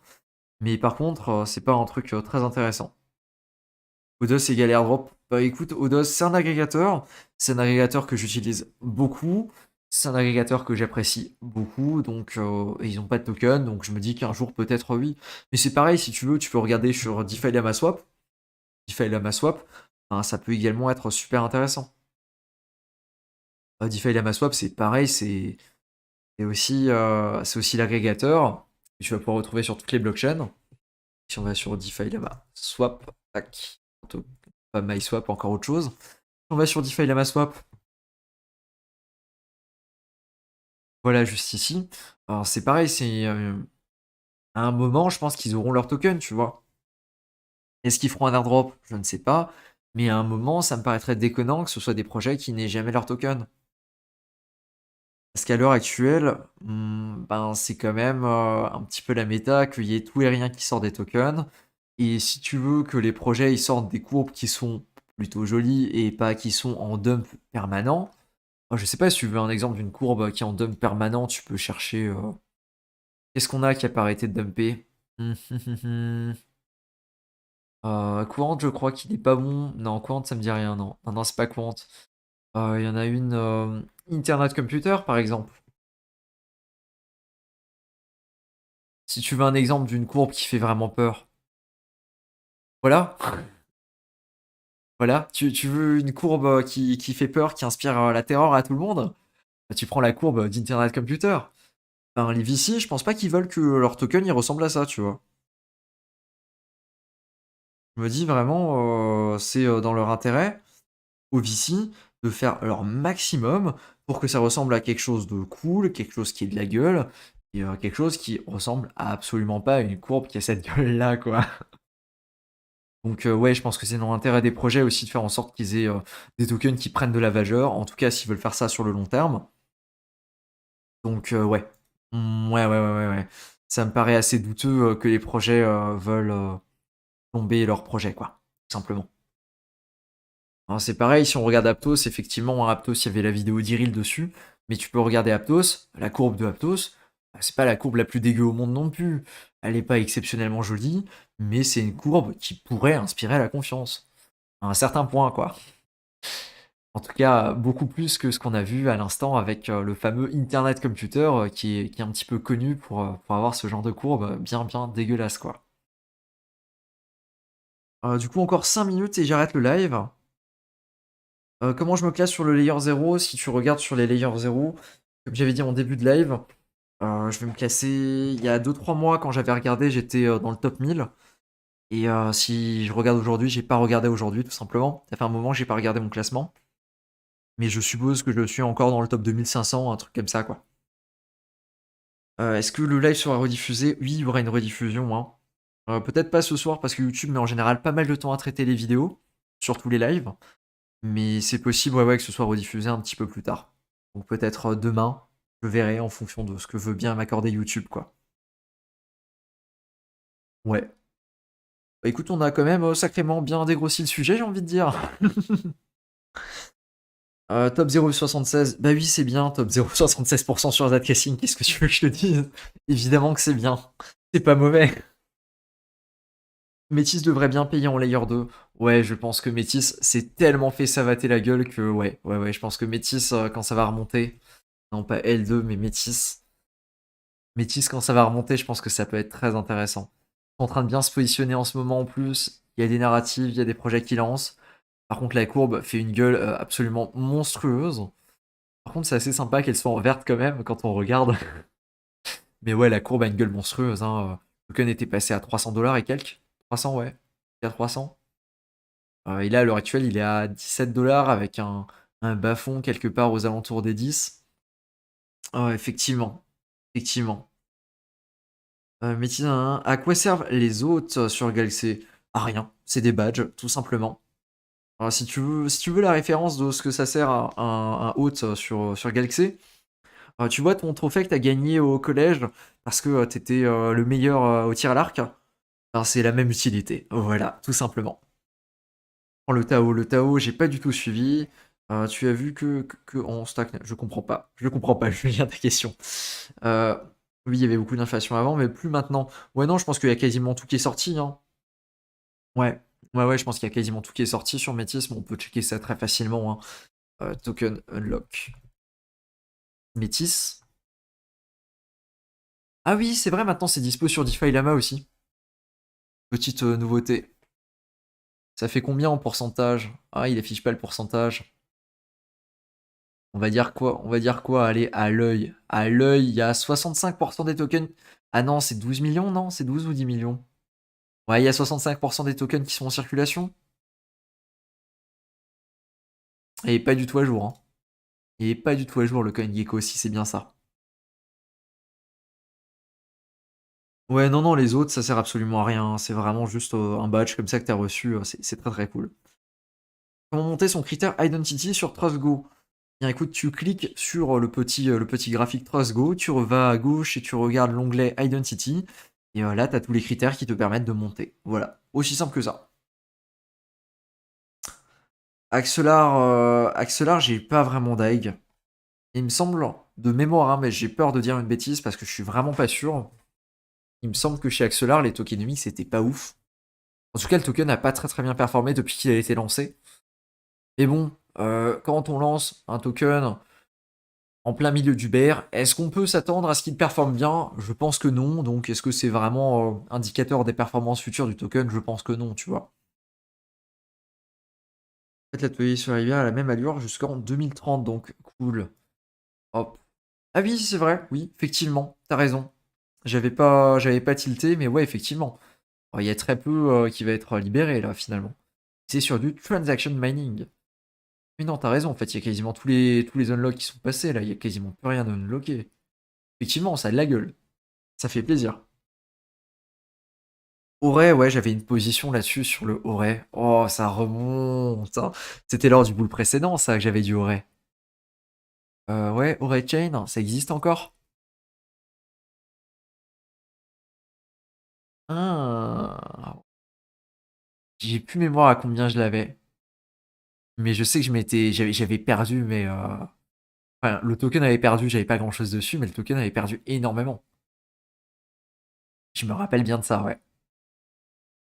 Mais c'est totalement possible, hein. Après, par contre, j'ai l'impression, si on regarde la capitalisation boursière, ouais, ouais, voilà. Si tu regardes, si tu veux, le cours et la capitalisation boursière, tu te rends compte, en fait, le token a pas perdu tant de valeur que ça, si tu veux. C'est surtout que le token a l'air extrêmement inflationniste. Ou alors, en tout cas, était hein, extrêmement inflationniste. Parce que si tu regardes, aujourd'hui, on se retrouve au niveau du prix quasiment au même niveau que ce qu'on était au bull de 2021. La différence, par contre, c'est que le prix est pas du tout là. Ça veut donc dire que là, la supply, elle a fait x25. Parce que si t'as le cours à 100 et que là on a 4 $, ouais, ça fait un x25 de supply. Ça, je te le fais de tête, mais on va regarder sur token unlock aurait. Token economics, white paper, ouais, ouais, ça doit faire peur. Oh, ils ont pas les graphiques. Pourquoi ils montent pas le début du graphique, les enfoirés? Oh, nous c'est ce qu'on veut voir, c'est le début du graphique quand même. Peut-être ça.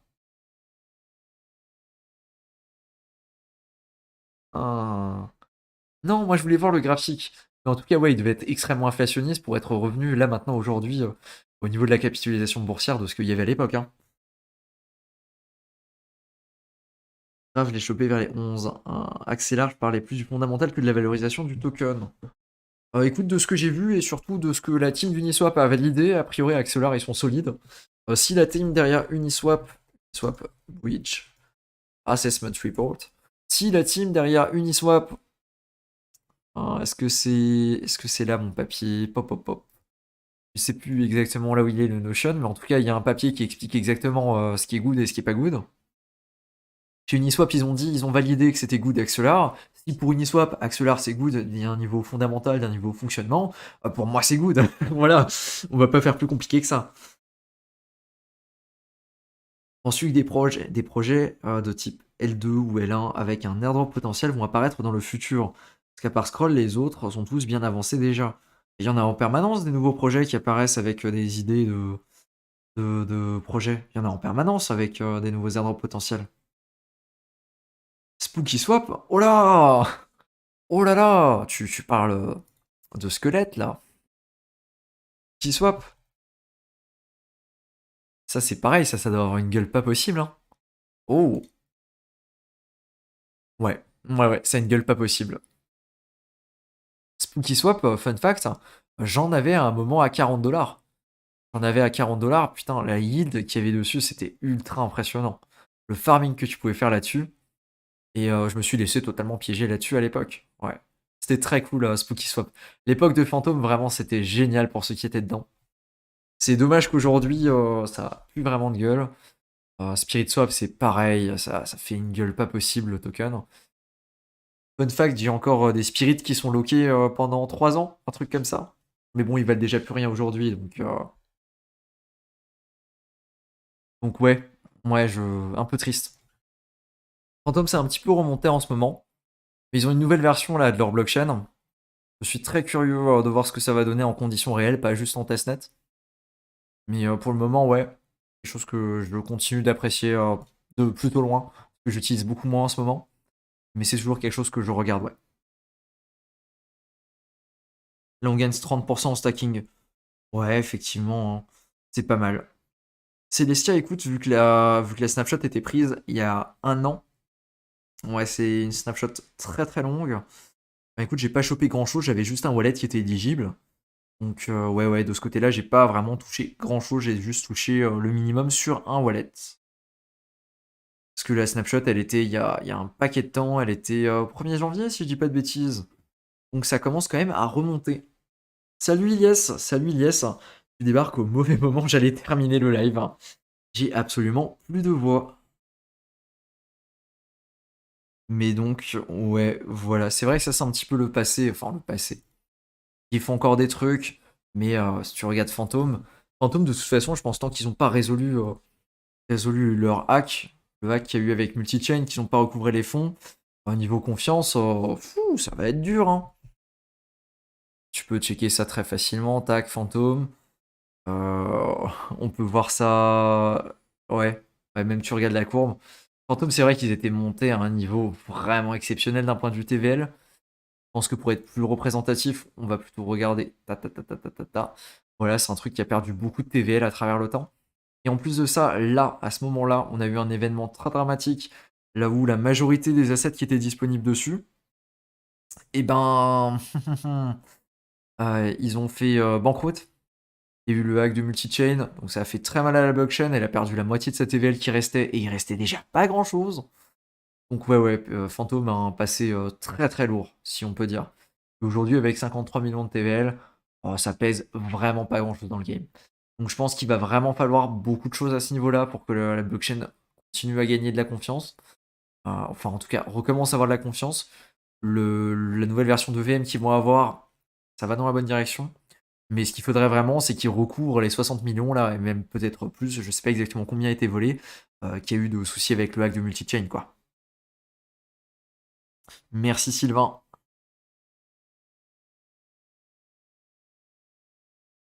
Mais quoi de neuf dessus? Toujours autant dessus? Non, non, enfin je m'en occupe plus vraiment de fantômes, hein. Alors, j'ai un bac qui traîne encore. Mais sinon, je suis quasiment plus dessus, je m'occupe plus vraiment. Il se passe pas 50 000 trucs non plus dessus. Il y a Mummy Finance qui recommence à faire des choses, qui sont tombées très probablement très bas, parce que ben il y a eu le souci avec le DPEG. Et sinon, ouais, non, il se passe pas grand chose dessus, hein. Il y a Equalizer qui propose des choses très intéressantes. Et sinon, il y a la team derrière le jeu, qui est assez intéressant. Mais sinon, j'ai pas plus à en dire, quoi. Ouais, c'est pas vraiment le truc le plus intéressant à l'heure actuelle. Par contre, ce que j'aime beaucoup et ce qu'ils ont fait Equalizer, c'est qu'ils ont un truc qui s'appelle Equity, mais ça j'en ai déjà parlé dans une vidéo, il me semble. Ah, il est même pas visible ici, dommage. Ou alors il est un petit peu plus bas. Int Equity, tac. C'est... Ouais, comment expliquer ça? C'est tout simplement... c'est GMX. Du coup, tu peux faire du trading dessus, hein. Sur du fantôme, pour l'intérêt que ça présente. C'est GMX, tu peux faire du trading dessus.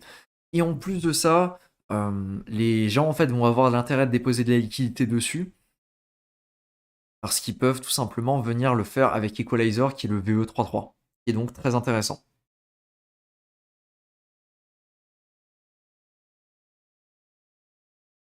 Je pense que Layer 0 peut fixer tout ça. Bah, pour moi, en fait, tant qu'ils n'ont pas résolu le souci avec Multichain, tant qu'ils n'ont pas recouvré la confiance des gens, ça va continuer en fait comme ça. Et après, ce qu'ils ont développé là, c'est très intéressant.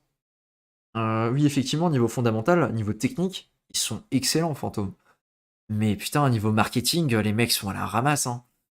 Il me semble qu'ils ont embauché un bonhomme pour s'occuper de ça il y a pas longtemps. Mais les mecs sont à la ramasse, vraiment. Ils savent pas communiquer, c'est assez impressionnant. Ils sont à chaque fois en train de réagir 20 ans en retard à chaque fois qu'il se passe quelque chose. Ouais, non, ils sont vraiment pas bons, hein. Ouais, il y a aussi Axelar sur Phantom, ouais. Ouais, ouais. Il y a les Year Zero et Axelar qui ont débarqué, bah, tu peux le voir juste ici, tac, dans Bridge. Et du coup, t'as les deux bridges principaux, tu vas avoir Squid, Axelar, et tu vas avoir Stargate, les Year Zero. Mais ça, par contre, hein, ça, le truc petit alpha, le truc qui s'appelle Equity, là, ça, normalement, ça devrait exister sur la version Equalizer de chez Base. Et ça, quand ça existera, je pense que ça peut être extrêmement intéressant. Donc, petit fun fact, voilà, comme ça. Et voilà, je pense que j'ai terminé le live. Là, j'ai vraiment plus de voix, c'est la fin. Impatient, je pense. Ouais, écoute, c'est ça, hein. De toute façon, c'est un truc que je regarde plus. À un moment, j'étais là tous les jours, je me prenais la tête, machin. Aujourd'hui, je regarde plus, je sais qu'ils font des trucs. Je sais que les fondamentaux sont là. Le problème, c'est l'adoption. Le problème, c'est le côté est-ce qu'ils vont réussir à choper des utilisateurs ou pas? Malheureusement, ça, j'ai pas la réponse dessus. Et je me dis que c'est un pari comme un autre, quoi. En tout cas, merci d'être présent sur le live, les gars. Aujourd'hui, on a explosé le score avec 130 personnes qui étaient sur le live en simultané. Le record précédent était à 93 personnes et c'était pour le live de Focusrite ou d'Abdel, j'ai un doute. Donc, très très content. En tout cas, merci à tout le monde d'avoir suivi. Ça fait quand même un live de 2 heures. Il y aura évidemment la rediffusion pour ceux qui sont arrivés un petit peu à la fin. Ouais, pareil, si revient un USD, ouais, pareil, je serai également très content. Ouais, André Conche, c'est quand même un sacré personnage. C'est quand même un sacré bonhomme. Sur ce, à plus!